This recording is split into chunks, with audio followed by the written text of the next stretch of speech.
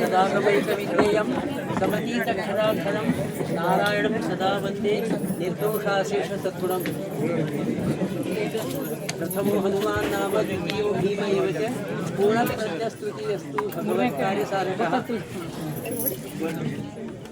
मरुत्पुत्राय कवये भीमाय भयहरिणे श्रीमदानन्दतीर्थाय प्रख्याताय नमो नमः। श्रीमदानन्दतीर्थार्य पादपङ्कजरे नमः। पवित्रयन्तु मां नित्यं पापपाटनपण्डिताः। यो विप्रलम्भ विपरीतमधिप्रभूतवादान्निरस्य कृतवान् द्वैतत्ववादं सर्वेश्वरो हरेः इति प्रतिपादयन्तम् आनन्दतीर्थमुनिर्महन्नमामि। आचार्यः पवनोऽस्माकम् आचार्याणि च भारती देवो नारायणश्रीशः देवी मङ्गलदेवता करोतु मम कल्याणं हरिर्हयमुखाविदः गुरुश्च मध्वनामा मे वरदोस्तु निरन्तरम्। नमोस्तु तात्विका देवाः विष्णुभक्तिपरायणाः धर्ममार्गे प्रेरयन्तु भवन्तः सर्व एव हि। अस्मद्गुरुसमारम्भां टीकाकृत्पादमध्यगां ಶ್ರೀಮದಾಚಾರ್ಯಪರ್ಯಂತಾಂ ವಂದೇ ಗುರುಪರಂಪರಾಂ. ಎಲ್ಲ ಸದ್ಭಕ್ತರಲ್ಲಿ ವಿಶೇಷವಾಗಿ ಪ್ರಾರ್ಥನೆ, ದೂರ ಇದ್ದವರು ಸ್ವಲ್ಪ ಹತ್ತಿರ ಬರ್ರಿ. ಯಾಕಂದ್ರೆ ಮೈಕದಿಂದ ಅವ್ರ ಧ್ವನಿ ಇದನ್ನಾದ ಬೇಕಂಗೆ ಎಲ್ಲರೂ ಕೇಳಿಸ್ತದೆ. ಆದರೂ ಸ್ವಲ್ಪ ಹತ್ತಿರ ಬಂದು ಇದು ಹೆಚ್ಚಿದು ಆಗ್ತದೆ. ಸ್ವಲ್ಪ ಗಂಡಸರಿಗೆ ಅವಕಾಶ ಮಾಡಿಕೊಡ್ರಿ ದಯವಿಟ್ಟು ಎಲ್ಲರೂ.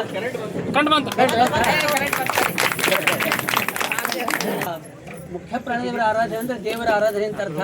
ಅಂಥ ಆರಾಧನೆಯನ್ನು ತಾವೆಲ್ಲರೂ ಅವ್ರ ಜೊತೆಗೂಡಿ ಮಾಡ್ತಾ ಬಂದಿದ್ದೀರಿ. ಇದು ಒಳ್ಳೆಯ ಒಂದು ವಿಚಾರ. ಅದರಂತೆ ಈ ವರ್ಷ ಕೂಡ ಮಾಡ್ತಾ ಇದ್ದಾರೆ. ಇಂಥ ಸಂದರ್ಭದಲ್ಲಿ ನಮ್ಮ ಪೂಜ್ಯರಾಗಿರ್ತಕ್ಕಂತಹ ಬ್ರಹ್ಮಣ್ಯಾಚಾರ್ಯರು ಅವರು ಕೂಡ ಈ ನಮ್ಮೊಡನೆ ಅವರು ಪ್ರವಚನ ನೀಡಲಿಕ್ಕೆ, ನಮಗೆ ಜ್ಞಾನವನ್ನು ಉಂಟು ಮಾಡಲಿಕ್ಕೆ ಅವರು ಬಂದಿದ್ದಾರೆ. ಅದಕ್ಕೆ ತಮಗೆಲ್ಲರಿಗೂ ಈ ಒಂದು ಜ್ಞಾನ ಕಾರ್ಯಕ್ಕೆ, ಜ್ಞಾನ ಸತ್ರಕ್ಕೆ ತಮಗೆ ಸುಸ್ವಾಗತ. ಅದರಂತೆ ಪೂಜ್ಯ ಆಚಾರ್ಯರಿಗೆ ನಮಸ್ಕಾರ ಪೂರ್ವಕವಾಗಿ ಅವರು ಕೂಡ ಒಳ್ಳೆಯ ಸ್ವಾಗತವನ್ನು, ಹೃತ್ಪೂರ್ವಕ ಸ್ವಾಗತವನ್ನು ಕೇಳ್ತಾ ಇದ್ದಾರೆ. ಈ ಭಗವಂತನ ಆರಾಧನೆ ಅಂತಂದರೆ ಮುಖ್ಯ ಪ್ರಾಣದೇವರ ಹರಿಯ ಮತವೇ ಹನುಮನ ಮತವು, ಹನುಮನ ಮತವೇ ಹರಿಯ ಮತವು. ಆದ್ದರಿಂದ ಆ ಹನುಮಂತ ದೇವರ ಆರಾಧನೆ ಅಂದರೆ ಆ ಮುಖ್ಯ ಸೀತಾಪ್ರಿಯ ಶ್ರೀರಾಮಚಂದ್ರ ದೇವರ ಆರಾಧನೆ. ಆದ್ದರಿಂದ ಇಂಥ ಆರಾಧನಾ ಸಂದರ್ಭದಲ್ಲಿ ಪೂಜ್ಯ ಆಚಾರ್ಯರು ನಮಗೆಲ್ಲರಿಗೂ ಜ್ಞಾನವನ್ನು ತಮ್ಮ ಪ್ರವಚನ ಮೂಲಕ ಹೇಳುತ್ತಿದ್ದಾರೆ.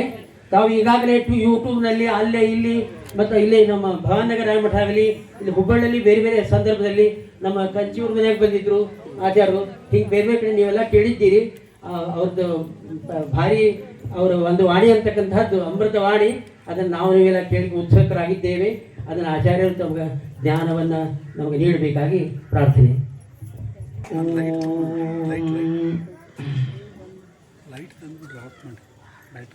ಯೋಂತ ಪ್ರವಿಶ್ಯ ಮಮ ವಾಚಮಿಮಾಂ ಪ್ರಸುಪ್ತಾಂ ಸಂಜೀವಯದ್ಯ ಕಿಲ ಶಕ್ತಿಧರಸ್ವಧಾಮ್ನಾಂ ಅನ್ಯಾಂ ಸಹಸ್ರಚರಣಶ್ರವಣತ್ವಗಾದೀನ್ ಪ್ರಾಣಾನ್ನಮೋ ಭಗವತೆ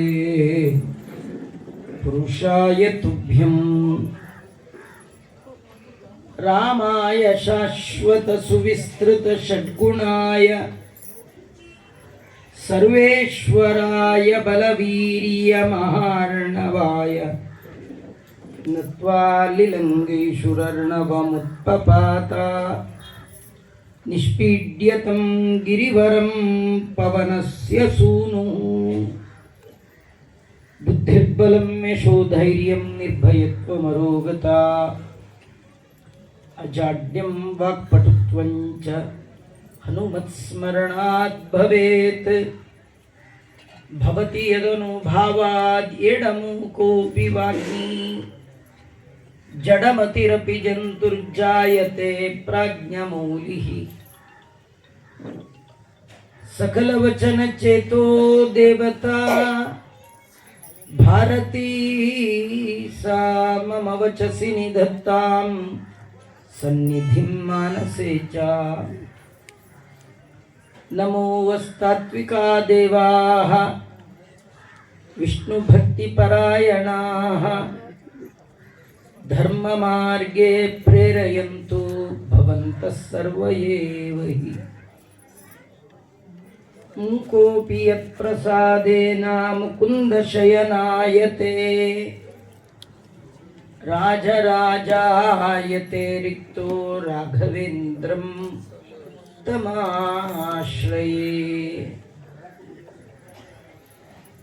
ತಪಸ್ವಾಧ್ಯಾಯ ಶುಶ್ರೂಷಾ ಕೃಷ್ಣ ಪೂಜಾರತಂ ಮುನಿಂ ವಿಶ್ವೇಶಮಿಷ್ಟದಂ ವಂದೇ ಪರಿವ್ರಾಟ್ ಚಕ್ರವರ್ತಿ ಆಪಾದಮೌಲಿ ಪರ್ಯಂತಂ ಗುರೂಣಾಂ ಆಕೃತಿಂ ಸ್ಮರೇತ್ ತೇನ ವಿಘ್ನಾಃ ಪ್ರಣಶ್ಯಂತಿ ಸಿದ್ಧ್ಯಂತಿ ಚ ಮನೋರಥಾಃ.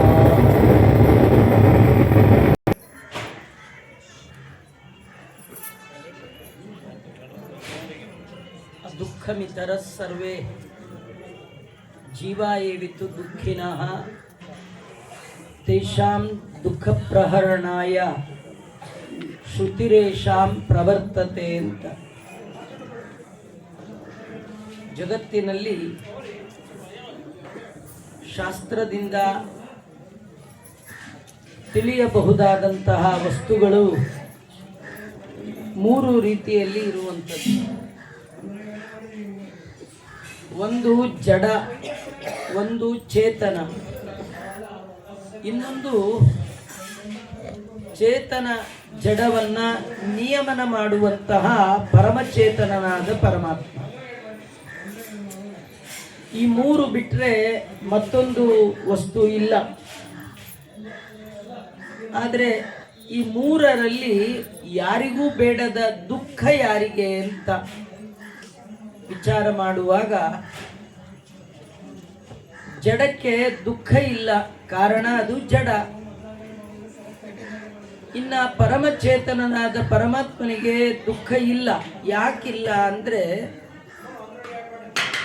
ಅವನು ಸುಖ ಸ್ವರೂಪಿ ಅಂತ ಶಾಸ್ತ್ರಗಳು ಹೇಳ್ತಾ ಇದೆ. ಸಚ್ಚಿದಾನಂದ ವಿಗ್ರಹ, ಆನಂದ ವಿಗ್ರಹ ಅವನು ಅಲ್ಲಿ ದುಃಖ ಇಲ್ಲ. ಹಾಗಾದ್ರೆ ದುಃಖ ಯಾರಿಗೆ? ಮೂರು ವಸ್ತುಗಳಲ್ಲಿ ಎರಡಕ್ಕಿಲ್ಲ. ಉಳಿದದ್ಯಾರು? ಜೀವ. ಜೀವ ಏವಿತು ದುಃಖಿನಃ. ಯಾರ್ಯಾರು ಭೂಮಿಯಲ್ಲಿ ಹುಟ್ಟಿದ್ದಾರೆ ಅವರೆಲ್ಲ ದುಃಖಿಗಳೇ. ಆಚಾರ್ಯರು ಆ ವಿಭಾಗವನ್ನ ಮಾಡ್ತಾ ತಮ್ಮ ಗ್ರಂಥದಲ್ಲಿ ದುಃಖ ಸ್ಪೃಷ್ಟ ರಮಾನ್ಯೇತು ಸ್ಪೃಷ್ಟ ದುಃಖ ಸಮಸ್ತಶಃ ಅಂತ. ರಮಾದೇವಿಯರನ್ನ ಬಿಟ್ರೆ ಉಳಿದೆಲ್ಲರೂ ಕೂಡ ದುಃಖಿಗಳೇ. ಅದು ನಮಗೂ ಗೊತ್ತಿದೆ, ನೀವೇನು ಮೈಕಲ್ ಹೇಳಬೇಕಾದಿಲ್ಲ. ನಾವು ದುಃಖಿಗಳು ಅಂತ ನಮಗೆ ಅನುಭವ ಸಿದ್ಧ. ಅನುಗಾಲವು ಚಿಂತೆ, ಯಾವಾಗಲೂ ಏನೋ ಚಿಂತೆ, ಏನೋ ಗೋಳು, ಏನೋ ದುಃಖ.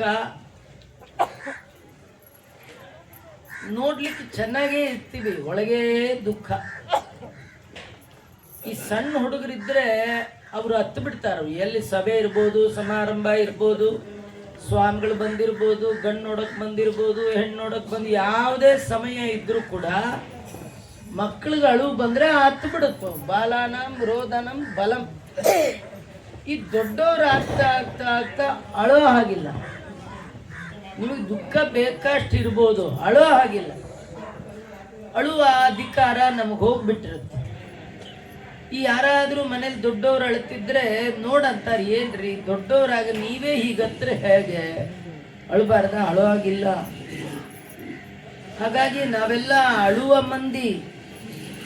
ನಾವ್ಯಾರು ಆಳುವ ಮಂದಿ ಅಲ್ಲ, ಅಳುವ ಮಂದಿ. ಈ ದುಃಖದಿಂದ ಹೊರಗೆ ಬರಬೇಕು ಅಂತ ನಮ್ಮ ಜೀವನದಲ್ಲಿ ಭಾರಿ ಪ್ರಯತ್ನ. ಏನ್ ಸಾಧನ ಮಾಡಬೇಕು? ದುಃಖದಿಂದ ಹೊರಗೆ ಬರಬೇಕಾದ್ರೆ ಏನ್ ಮಾಡಬೇಕು? ಏನು ಉಪಾಯ? ಉಪಾಯ ಒಂದು ಬಿಟ್ಟು ಮಿಕ್ಕಿದ್ದೆಲ್ಲ ಮಾಡ್ತೀವಿ. ನಾವು ಏನೇನು ದುಃಖದಿಂದ ಹೊರಗೆ ಬರಬೇಕು ಅಂತ ಉಪಾಯ ಮಾಡ್ತೀವಿ ಅದೆಲ್ಲ ಅಪಾಯಗಳಾಗಿ ಮತ್ತು ದುಃಖ. ತದಪಿ ದುಃಖಂ ಅಂತಾರೆ ಪ್ರಹ್ಲಾದರಾಜರು. ದುಃಖಕ್ಕೆ ಅಂತ ಒಂದು ಔಷಧಿ ಮಾಡಿಕೊಂಡ್ರೆ ಅದು ಇನ್ನೂ ದುಃಖ ಜಾಸ್ತಿ. ಯಾರೋ ಹುಡುಗ ಸುಮ್ಮನೆ ಅಲಿತಾ ಇದ್ದ, ಕೆಲಸ ಮನೆ. ಅದಕ್ಕೆ ಯಾರೋ ಹೇಳಿದ್ರು ಒಂದು ಮದುವೆ ಮಾಡಿ ಎಲ್ಲ ಸರಿ ಹೋಗುತ್ತೆ ಅಂತ.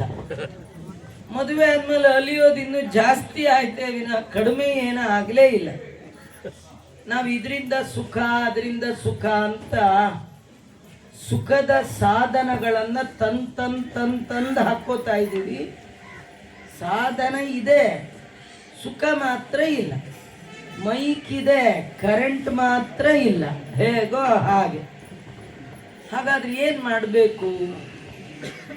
ವೇದಾಂತದ ತಿಳಿಯಾದ ತಿರುಳಿನ ತಿಳುವಳಿಕೆ ದುಃಖದ ಬಿಡುಗಡೆಗೆ ಕಾರಣ. ಅಂದರೆ ಜ್ಞಾನ. ಎಲ್ಲಿಯ ತನಕ ಇಲ್ಲಿಗೆ ನಮ್ಮನ್ನ ಕಳುಹಿದ ಭಗವಂತನ ಬಗ್ಗೆ ತಿಳ್ಕೊಳ್ಳಲ್ಲ, ಅಲ್ಲಿವರೆಗೂ ಈ ಬಂಧನದ ಬಿಡುಗಡೆ ನಮಗಾಗ್ಲಿಕ್ಕೆ ಸಾಧ್ಯವೇ ಇಲ್ಲ. ಈ ಎಲ್ಲ ಮಾತುಗಳ ಸಾರವನ್ನ ಆಚಾರ್ಯರು ತಮ್ಮ ಗ್ರಂಥದಲ್ಲಿ ಹೇಳ್ತಾ, ಮಿಥ್ಯಾ ಜ್ಞಾನೇನ ಚ ತಮೋ ಜ್ಞಾನೇನೈವ ಪರಂಪದಂ. ದಾಸರಾಯರು ಅದನ್ನೇ ಕನ್ನಡದಲ್ಲಿ ಹೇಳ್ತಾ, ಜ್ಞಾನವಿಲ್ಲದೆ ಮೋಕ್ಷವಿಲ್ಲ, ಏನಾದರೇನು ಮೋಕ್ಷವಿಲ್ಲ. ಕಾಶಿಗೆ ಹೋದರೇನು, ಕಾನನವ ಸೇರಿದರೇನು, ಕಾಶಿ ಪೀತಾಂಬರ ಉಟ್ಟರಿಲ್ಲ. ವೇದ ಓದಿದರೇನು, ವಾದ ಮಾಡಿದರೇನು, ಕಾದಾಡಿ ಗೆದ್ದರಿಲ್ಲ. ಜ್ಞಾನವಿಲ್ಲದೆ ಮೋಕ್ಷವಿಲ್ಲ ಅಂತ ನಾವು ಜೀವನದಲ್ಲಿ ಜ್ಞಾನ ಸಂಪಾದನೆ ಮಾಡಬೇಕು. ಯಾರ ಜ್ಞಾನ? ಯಾರ ಬಗ್ಗೆ ತಿಳ್ಕೊಳ್ಬೇಕು? ಇಬ್ಬರ ಬಗ್ಗೆ ತಿಳ್ಕೊಂಡ್ರೆ ಎಲ್ಲರ ಬಗ್ಗೆ ತಿಳ್ಕೊಂಡಾಗ. ಯಾರದು ಇಬ್ಬರು? ಒಂದು ಜೀವರಲ್ಲಿ ಉತ್ತಮ ಯಾರು ಅಂತ ತಿಳ್ಕೊಳ್ಬೇಕು, ದೇವರಲ್ಲಿ ಉತ್ತಮ ಯಾರು ಅಂತ ತಿಳ್ಕೊಳ್ಬೇಕು. ದೇವೋತ್ತಮನ ಬಗ್ಗೆ ಮತ್ತೆ ಮುಟ್ಟಬೇಡಿ, ಕರೆಂಟ್ ಹೊಡಿಯತ್ತೆ. ಜೀವೋತ್ತಮರ ಬಗ್ಗೆ ದೇವೋತ್ತಮರ ಬಗ್ಗೆ ತಿಳಿದಾಗ ಮಾತ್ರ ನಮ್ಮ ತಿಳುವಳಿಕೆ ಪೂರ್ಣ ಆಗುತ್ತೆ.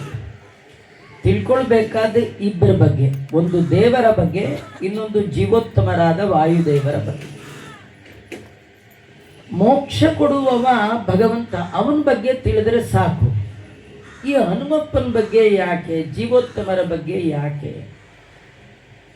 ಯಾಕಂದ್ರೆ ಜೀವೋತ್ತಮರಾದ ವಾಯುದೇವರೇ ನಮಗೆ ದೇವರ ಪರಿಚಯ ಮಾಡಿಕೊಡೋರು ಅವರೇ, ಜಗದ್ಗುರುಗಳು ಅವರೇ. ಜಗತ್ತಿನಲ್ಲಿರುವ ಎಲ್ಲ ಚೇತನರಿಗೆ ಭಗವಂತನ ಪರಿಚಯ ಮಾಡಿಕೊಡುವವರು ಜೀವೋತ್ತಮರಾದ ವಾಯುದೇವರು. ದಾಸರಾಯರು ಒಂದೇ ನುಡಿಯಲ್ಲಿ ಹೇಳ್ತಾರೆ, ಹನುಮನ ನಂಬಿದ ಸುಗ್ರೀವ ಗೆದ್ದ, ಹನುಮನ ನಂಬದ ವಾಲಿ ಬಿದ್ದ. ನಮಗಿಷ್ಟೇ, ನೀವು ಗೆಲ್ಲಬೇಕಾ ಬೀಳ್ಬೇಕಾ? ನೀವು ಬಿದ್ದು ಭವದನೇಕ ಜನುಮ ಬದ್ಧನಾಗಿ ಕಲುಷದಿಂದ ಗೆದ್ದು ಪೋಪ ಬುದ್ಧಿ ಬೇಕಾ? ಹಾಗಾದ್ರೆ ಹನುಮಪ್ಪನ ನಡಿ. ಇಲ್ಲ ಪರವಾಗಿಲ್ಲ ಬೀಳ್ತೀವಿ, ಹನುಮಂತನ್ ಬಿಟ್ಬಿಡಿ, ಏನು ಪರವಾಗಿಲ್ಲ. ಇನ್ ಕೆಲವರು ದೇವರ ಬಗ್ಗೆ ಚೆನ್ನಾಗಿ ತಿಳ್ಕೊಂಡಿರ್ತಾರೆ, ಜೀವೋತ್ತಮರು ಬೇಡ ಅವರು. ಕೆಲವು ಮತ ಇದೆ, ಅಲ್ಲಿ ವಿಷ್ಣುವನ್ನ ಸರ್ವೋತ್ತಮ ಅಂತ ಹೇಳ್ತಾರೆ, ಆದರೆ ವಾಯುದೇವರ ಬಗ್ಗೆ ಅವರಿಗೆ ಜೀವೋತ್ತಮದ ಪರಿಚಯ ಇಲ್ಲ. ದೇವರೊಬ್ಬ ಸಾಕು, ಜೀವೋತ್ತಮರಾದ ವಾಯುದೇವರು ಬೇಡ ಅಂತ. ಹಾಗೆ ಇದ್ದವ ವಾಲಿ, ಅವನಿಗೆ ರಾಮನ ಪರಿಚಯ ಚೆನ್ನಾಗಿತ್ತು. ಆದರೂ ರಾಮ ವಾಲಿ ಪಕ್ಷ ಸೇರದೆ ವಾಲಿ ತಮ್ಮನ ಪಕ್ಷ ಸೇರಿದ, ವಾಲಿಯನ್ನ ಸಂಹಾರ ಮಾಡಿದ. ಸಂಹಾರ ಮಾಡಿದ ರಾಮ ವಾಲಿ ಮುಂದೆ ನಿಂತ. ವಾಲಿ ರಾಮನಿಗಂದ, ನಾವಿಬ್ರು ಅಣ್ಣ ತಮ್ಮಂದ್ರು ಜಗಳ ಆಡ್ತೀವಿ, ಒಂದಾಗ್ತೀವಿ, ನೀ ಯಾರು ಮಧ್ಯೆ ಬರಲಿಕ್ಕೆ? ಏನು ಬರೋನ್ ಬಂದು ಏನೋ ಒಂದು 4 ಮಾತು ಹೇಳಿದ್ರು ಪ್ರಾಣನೇ ತೆಗೆದು ಬಿಟ್ಟಿಯಲ್ಲ. ಅದು ತೆಗೆದಿ ಎದುರಿಗೆ ಬರ್ಬೇಕ ಬೇಡ, ಎಲ್ಲೋ ಮರೆಯಲ್ಲಿ ನಿಂತು ಪ್ರಾಣ ತೆಗೆಯೋದು, ಇದು ಯಾವ ಸೀಮೆ ನ್ಯಾಯ ರಾಮ? ಅನ್ಯಾಯವಾಗಿ ನನ್ನ ಕೊಂದು ಬಿಟ್ಟಿಯಲ್ಲ ನೀನು. ರಾಮ ಅಂದ, ನಿಂಗೆ ಬೇಜಾರಾಗಿದ್ದರೆ ಹೇಳು, ನಿನ್ನ ಎದೆಗೆ ನಾಟಿದ ಬಾಣದಿಂದ ನಿನ್ನ ಪ್ರಾಣ ಏನು ಹೋಗ್ತಾ ಇದೆ, ಬಾಣ ತೆಗೆದು ಮತ್ತೆ ಪ್ರಾಣ ನಾ ಇಡ್ತೇನೆ ಎಂದ. ಈ ಡಾಕ್ಟ್ರಿಗೆ ಅವ್ರಿಗೆ ಕುಯ್ಲಿಕ್ಕೂ ಬರುತ್ತೆ, ಹೊಲಿಲಿಕ್ಕೂ ಬರುತ್ತೆ. ಕುಯ್ಯಕ್ಕೆ ಬರುತ್ತೆ ಅಂತ ಎಲ್ಲ ಕುಯ್ದು ಬಿಟ್ರೆ ಒಳಗೆ ಹಾಕ್ಬಿಡ್ತಾರೆ ಅಷ್ಟೇ. ಹೊಲಿಯಕ್ಕೆ ಬರಬೇಕು ನೋಡಿ, ಬೇಕಾದ ಕಡೆ ಕುಯ್ದು ಬಿಡ್ತೀವಿ ಆಚಾರ, ಹೊಲಿಯಕ್ಕೊಂದು ಬರಲ್ಲ ನೋಡಿ. ನಮ್ಮ ಆಸ್ಪತ್ರೆಗೆ ಸೇರಿಸೋದು ಮೊನ್ನೆ ಯಾರೋ ಒಬ್ಬ ಹೊಟ್ಟೆ ಒಳಗಿನ ಮಗು ತೆಗಿದ್ರೆ ತಲೆನೇ ಅರ್ಧ ಕಟ್ ಮಾಡ್ಕೊಂಡು ತೆಕ್ಕೊಂಡ್ಬಿಟ್ಟಿದ. ಇಂಥ ಜನ ಸಿಕ್ಕಿರ್ತಾರೆ. ನಮ್ಮ ಮನೆ ಬರ ಕೆಟ್ಟರೆ ಹೀಗೆಲ್ಲ ಆಗುತ್ತೆ. ರಾಮ ವೇದ್ಯೋ ವೈದ್ಯ ಸದಾ ಯೋಗಿ, ಅವನು ದೊಡ್ಡ ವೈದ್ಯ, ಭವರೋಗ ವೈದ್ಯ ಭಗವಂತ. ಅವನಂದ ಪ್ರಾಣ ಇಡೋನು ನಾನೇ, ತೆಗಿಯೋನು ನಾನೇ. ಈಗ ನಿಂಗೆ ಹೋಗ್ತಿದ್ರೆ ಹೇಳು, ನಾನು ಬಾಣ ತೆಗೆದು ತ್ರಾಣ ಕೊಡ್ತೇನೆ, ಬೇಕಾ ಅಂದ. ವಾಲಿ ಅಂದ, ನನಗೆ ಗೊತ್ತು ನೀನು ಪ್ರಾಣ ತೆಗಿಯೋನು ನೀನೇ, ಭಯಕೃತ್ ಭಯನಾಶನ ನೀನೇ, ನನಗೆ ಗೊತ್ತಿದೆ. ನೀನು ನನಗೀಗ ಬಾಣ ತೆಗೆದು ಪ್ರಾಣ ಕೊಟ್ಟ ಮಾತ್ರಕ್ಕೆ ಈ ಪ್ರಾಣ ನನ್ನಲ್ಲಿ ಶಾಶ್ವತವಾಗಿರುತ್ತಾ? ಇವತ್ತಲ್ಲ ನಾಳೆ ಒಂದಿನ ಹೋಗೋದೆ. ಯಾವತ್ತೂ ಹೋಗೋ ಬದಲು ಇವತ್ತು ಹೋಗೋದು ಸ್ಪೆಷಲ್ ಅಂದ. ಏನು ಸ್ಪೆಷಲ್? ಕಿಮು ಪುರುಷೋತ್ತಮಾಗ್ರೇ, ಸರ್ವೋತ್ತಮನಾದ ನಿನ್ನ ಸ್ಮರಣೆ ಮಾಡ್ತಾ ಸತ್ರನೇ ಉತ್ತಮ ಲೋಕ ಅಂತಾರೆ. ನಿನ್ನ ಎದುರಿಗೆ ಪ್ರಾಣ ಬಿಡೋ ಭಾಗ್ಯ. ಇನ್ನೊಂದು ಸತಿ ಸಾಯುವಾಗ ನೀ ಬರ್ತೀಯಾ ನನ್ನ ಎದುರಿಗೆ? ನನಗೆ ಆ ಗ್ಯಾರಂಟಿ ಇದೆಯಾ? ಈಗ ನನ್ನ ಎದುರಿಗಿದೆಯಾ? ಈ ಪ್ರಾಣ ಹೋದ್ರೆ ಹೋಗ್ಲಿ ಅಂತ ಹೇಳಿ ಪ್ರಾಣ ತ್ಯಾಗ ಮಾಡಿದ. ಅವನಿಗೆ ಸಾಯುವ ಕಾಲದಲ್ಲಿಯೂ ರಾಮ ಸರ್ವೋತ್ತಮ ಅನ್ನುವ ನೆನಪಿತ್ತು. ಆದರೂ ರಾಮ ಅವನ ಪಕ್ಷ ಯಾಕೆ ಸೇರಲಿಲ್ಲ? ಯಾಕಂದರೆ ರಾಮನ ಬಗ್ಗೆ ಪರಿಚಯ ಇತ್ತೇ ವಿನಃ ವಾಯುದೇವರ ಪರಿಚಯ, ಹನುಮಪ್ಪನ ಪರಿಚಯ ಅವ್ರಿಗಿಲ್ಲ. ಅದೇ ಸುಗ್ರೀವನಿಗೆ ರಾಮನ ಪರಿಚಯ ಇಲ್ಲ. ಸುಗ್ರೀವ ಲಕ್ಷ್ಮಣ ಬಂದ ಸಂದರ್ಭದಲ್ಲಿ, ರಾಮ ಲಕ್ಷ್ಮಣರು ಬಂದ ಸಂದರ್ಭದಲ್ಲಿ ಸುಗ್ರೀವ ಇಬ್ಬರನ್ನ ನೋಡಿ ಹೆದರಿ ಕಂಗಾಲಾಗಿ ಹನುಮಂತನ ಮುಂದೆ ಹೇಳ್ತಾನೆ, ನಮ್ಮಣ್ಣ ಕಾಮರೂಪಿ ಮನುಷ್ಯನ ವೇಷ ಹಾಕ್ಕೊಂಡು ನನ್ನನ್ನು ಸಂಹಾರ ಮಾಡಲಿಕ್ಕೆ ಇಲ್ಲಿಗೂ ಬರ್ತಾ ಇದ್ದಾನಲ್ಲ, ಏನು ಮಾಡಲಿ ಅಂತ ವಿಲ ವಿಲ ವಿಲ ಒದ್ದಾಡ್ತಾ ಇದ್ದಾನೆ, ನಡುಗ್ತಾ ಇದ್ದಾನೆ. ಹನುಮ ಹೇಳಿದ, ಯಾಕಿಷ್ಟು ಅರ್ಜೆಂಟು? ನಾನು ಒಮ್ಮೆ ನೋಡ್ತೀನಿ, ನಾನು ಹೇಳ್ತೇನೆ ಇರು ಅಂತ ಹೇಳಿ ಹನುಮಂತ ದೇವರು ಮರ ಏರಿ ದೂರದಲ್ಲಿ ಬರುವ ರಾಮ ಲಕ್ಷ್ಮಣರನ್ನ ನೋಡಿ ಹೇಳ್ತಾ ಇದ್ದಾನೆ, ಸುಗ್ರೀವ, ಇವನು ನಿನ್ನ ಶಿಕ್ಷೆ ಮಾಡಲಿಕ್ಕೆ ಬರುವ ಶಿಕ್ಷಕ ಅಲ್ಲ, ನಿನ್ನ ರಕ್ಷಣೆ ಮಾಡಲಿಕ್ಕೆ ಬರ್ತಾ ಇರುವಂಥ ಜಗದ್ರಕ್ಷಕ ಸೀತಾಪತೆ ಶ್ರೀರಾಮಚಂದ್ರ ಮಹಾಪ್ರಭು ಅಂತ. ಸುಗ್ರೀವ ಜೀವ, ವಾಯು ಜೀವೋತ್ತಮ, ರಾಮ ಸರ್ವೋತ್ತಮ. ಸರ್ವೋತ್ತಮನ ಪರಿಚಯ ಸರಿಯಾಗಿ ಮಾಡಿಕೊಡೋರು ಜೀವರಿಗೆ ಯಾರು? ಜೀವೋತ್ತಮರೇ. ಜೀವೋತ್ತಮರು ಬೇಡ, ಸರ್ವೋತ್ತಮ ಇದ್ರೆ ಸಾಕು ಅಂತ ದೇವರ ಹತ್ರ ಹೋದರೆ ದೇವರನ್ನ ಸರಿಯಾಗಿ ತಿಳ್ಕೊಳ್ಳೋ ಯೋಗ್ಯತೆ ನಮಗಿಲ್ಲ. ನಾವೇನು ತಿಳ್ಕೊಳ್ತೀವಿ? ವಾಯುದೇವರು ಆಚಾರ್ಯರಾಗಿ ಅವತಾರ ಮಾಡಲಿಲ್ಲ ಅಂತಾಗಿದ್ರೆ ನಾವೆಲ್ಲ ದೇವ್ರನ್ನ ಏನು ತಿಳ್ಕೊಳ್ತಿದ್ವಿ ಗೊತ್ತಾ? ಇವತ್ತು ನಾನಾಗಿದ್ದೇನೆ, ನಾಳೆ ಒಂದಲ್ಲ ಒಂದಿನ ನಾನು ದೇವರಾಗ್ಬಿಡ್ತೀನಿ ಅಂತ ತಿಳ್ಕೊಳ್ತಿದ್ವಿ. ಯಾಕಂದರೆ ವೇದಗಳು, ಉಪನಿಷತ್ತು, ಪುರಾಣಗಳೆಲ್ಲ ಹಾಗೆ ಹೇಳತ್ರಿ. ಅದು ಭರತ ಅಂತ ಒಬ್ಬಿದ್ದ, ಜಡ ಭರತ. ಅವನು ಸಾಯುವಾಗ ಜಿಂಕೆ ಜಿಂಕೆ ಜಿಂಕೆ ಅಂತ ಸತ್ತ. ಏನಾದ ಅದ ಇಲ್ಲ. ಹಾಗೆ ನಾವು ಸಾಯುವಾಗ ನಾರಾಯಣ ನಾರಾಯಣ ಅಂತ ಸತ್ರಿ ಏನಾಗ್ತೀವಿ? ನಾರಾಯಣನೇ ಆಗ್ಬಿಡ್ತೀವಿ ಅಂತ ತಿಳ್ಕೊಂಡ್ಬಿಡ್ತೀವಿ ಅಲ್ವಾ. ನಾವು ನಾರಾಯಣ ಆಗ್ತೀವ ಆಗಲ್ವಾ? ಆಗ್ತೀವಿ.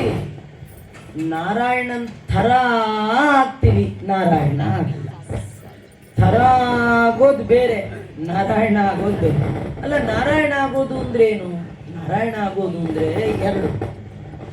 ಬ್ರಹ್ಮದೇವರಿಗೆ ತಂದೆ ಆದ್ರೆ ಅದು ನಾರಾಯಣ, ಲಕ್ಷ್ಮಿಗೆ ಗಂಡ ಆದ್ರೆ ಅದು ನಾರಾಯಣ. ನೀವ್ ಏನ್ ಬೇಕಾದ್ರೆ ಆಗ್ಬೋದು, ಎರಡಂತೂ ಆಗಲ್ಲ. ಒಂದು ಲಕ್ಷ್ಮಿಗೆ ಪತಿ ಆಗಲ್ಲ, ಇನ್ನೊಂದು ಬ್ರಹ್ಮದೇವರಿಗೆ ಸ್ವಾಮಿ ತಂದೆ ಆಗೋದು. ಅದು ಬಿಟ್ಟು ನಿಮ್ಗೊಂದು ಶಂಖ ಬರುತ್ತೆ, ನಿಮ್ಗೊಂದು ಚಕ್ರ ಬರುತ್ತೆ, ನಿಮ್ಗೊಂದು ಪೀತಾಂಬರ ಬರುತ್ತೆ. ಇಬ್ರು ಪಕ್ಕದಲ್ಲಿ ನಿಂತ್ರೆ ನಾರಾಯಣನ್ ತರಾನೇ ಕಾಣ್ತೀವಿ. ಕಂಡ ಮಾತ್ರಕ್ಕೆ ನಾರಾಯಣ ನಾರಾಯಣನೇ, ತರದವನು.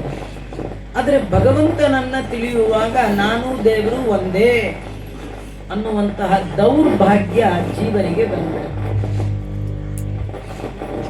ಆದ್ರೆ ಜೀವರು ನಂಬಿದೆ ನಿನ್ನ ಪಾದ ಗುರು ಮುಖ್ಯ ಪ್ರಾಣ, ನಂಬಿದೆ ನಿನ್ನ ಪಾದ ಅಂತ ಆ ವಾಯುದೇವರ ಪಾದವನ್ನ ಗಟ್ಟಿಯಾಗಿ ಹಿಡಿದ ಅಂತಾದರೆ ಅವರನ್ನ ಗುರುಗಳು ಅಂತ ಉಪಾಸನೆ ಮಾಡಿದ್ದೇ ಆದರೆ ಅವರು ಮಾತ್ರ ದೇವರ ಬಗ್ಗೆ ಸರಿಯಾದ ಪರಿಚಯವನ್ನ ಜೀವರಿಗೆ ಮಾಡಿಕೊಡ್ತಾರೆ. ಏನಂತ ಮಾಡಿಕೊಡ್ತಾರೆ?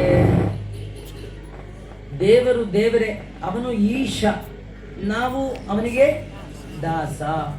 ಅಲ್ಲ, ಎಲ್ಲಿವರೆಗೂ ದಾಸ? ಅದನ್ನ ತಳ್ಕೊಂಬಳ್ಕ ಮಾಡ್ಕೊಂಡು ದಾಸ ಅಂದ್ರು ಒಂದೇ, ಸದಾ ಅಂದ್ರು ಒಂದೇ.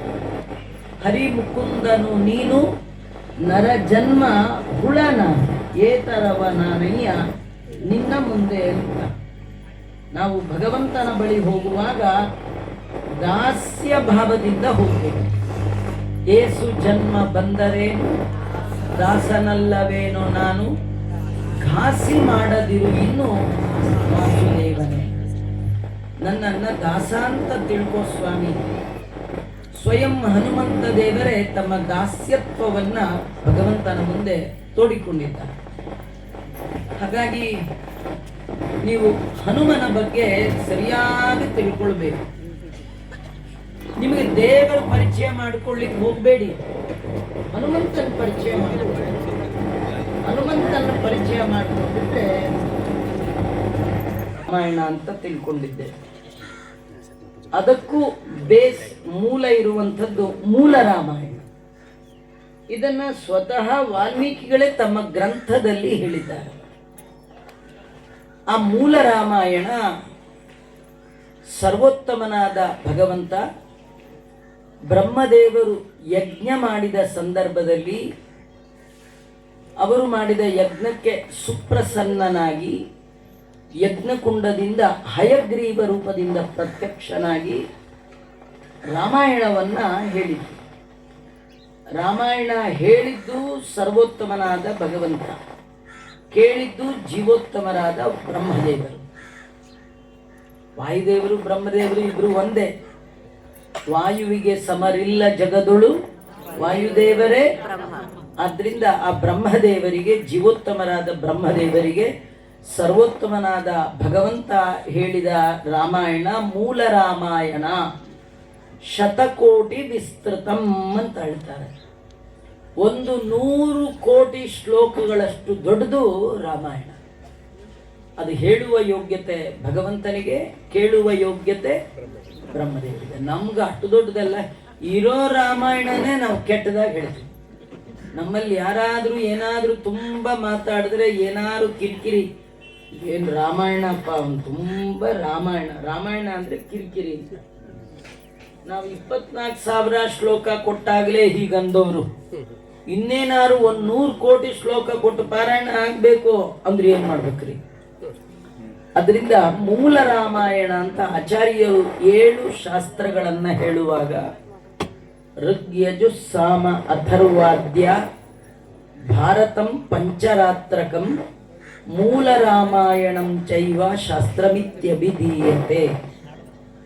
ಆ ಮೂಲ ರಾಮಾಯಣದಲ್ಲಿ ಭಗವಂತನ ಏನೆಲ್ಲ ಗುಣಗಳನ್ನ ವಿಚಾರ ಮಾಡಿ ಭಗವಂತನೇ ತಿಳಿಸಿದ್ದಾನೆ. ಅದರ ಆಧಾರದ ಮೇಲೆ ನಾರದರು 100 ಶ್ಲೋಕದ ರಾಮಾಯಣ ಮಾಡಿದ್ದಾರೆ. ನಾರದರು 100 ಶ್ಲೋಕದ ರಾಮಾಯಣ. ನಾರದರು ಅದನ್ನ ವಾಲ್ಮೀಕಿಗಳಿಗೆ ಹೇಳಿದರು. ವಾಲ್ಮೀಕಿಗಳು ಆ 100 ಶ್ಲೋಕವನ್ನ ಕೇಳಿ ಅವರು ಸ್ನಾನಕ್ಕೆ ಅಂತ ಹೊರಟ ಬೆಳಗಿನ ಜಾವ 2 ಜೋಡಿ ಹಕ್ಕಿಗಳಲ್ಲಿ ಒಂದು ಹಕ್ಕಿ ಬೇಟೆಗಾರನಿಂದ ಸತ್ತು ಬಿದ್ದಾಗ ಅವರ ಪ್ರಶಾಂತವಾದ ಮನಸ್ಸಿಗೆ ತುಂಬಾ ದುಃಖ ಆಯಿತು. ಅನ್ಯಾಯವಾಗಿ ಈ ವ್ಯಾಧ ಜೋಡಿ ಹಕ್ಕಿಯಲ್ಲಿ ಒಂದು ಹಕ್ಕಿಯನ್ನ ಕೊಂದುಬಿಟ್ನಲ್ಲ ಅಂಥೇಳಿ ಶೋಕ ತಪ್ತರಾಗಿ ಅವನು ಒಂದು ಶಾಪ ಕೊಡಬೇಕು ಅಂತ ಬಾಯಿ ಬಿಟ್ರು. ಅದು ಶೋಕ ರೂಪದ ಶಾಪ ರೂಪದ ಶ್ಲೋಕ. ಆ ಶೋಕವೇ ಶ್ಲೋಕವಾಗಿ ಮಾಡಿದ್ದು ಬ್ರಹ್ಮದೇವರು, ಭಗವಂತ. ಅದನ್ನೇ ಆರಂಭವನ್ನಾಗಿ ಮಾಡಿಕೊಂಡು 24,000 ಶ್ಲೋಕಗಳ ರಾಮಾಯಣವನ್ನ ವಾಲ್ಮೀಕಿಗಳು ರಚನೆ ಮಾಡಿಕೊಟ್ಟಿದ್ದಾರೆ. ಅದರಲ್ಲಿ 7 ಭಾಗಗಳು ಇರ್ತಕ್ಕಂಥದ್ದು. ಬಾಲಕಾಂಡ, ಬಾಲಕಾಂಡ, ಅಯೋಧ್ಯಕಾಂಡ, ಅರಣ್ಯಕಾಂಡ, ಯುದ್ಧಕಾಂಡ, ಕಿಷ್ಕಿಂಧಾಕಾಂಡ, ಸುಂದರಕಾಂಡ, ಯುದ್ಧಕಾಂಡ ಮತ್ತು ಉತ್ತರಕಾಂಡ ಅಂತ ಹೀಗೆ 7 ಕಾಂಡಗಳಲ್ಲಿ ವಾಲ್ಮೀಕಿಗಳು ರಾಮಾಯಣ ರಚನೆ ಮಾಡಿದ್ದಾರೆ.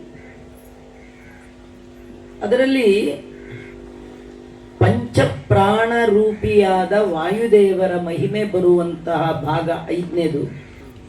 ಅದಕ್ಕೆ ಸುಂದರಕಾಂಡ ಅಂತ ಹೆಸರಿಟ್ಟಿದ್ದಾರೆ. ವಾಲ್ಮೀಕಿಗಳ ರಚನೆಯಲ್ಲಿ ಇಡೀ ರಾಮಾಯಣ ಸುಂದರ. ಯಾವ ಕಾಂಡಕ್ಕಾದರೂ ಸುಂದರಕಾಂಡ ಅಂತ ಇಡಬಹುದಿತ್ತು. ಒಂದೊಂದಕ್ಕೆ ಒಂದೊಂದು ಹೆಸರಿಟ್ರು.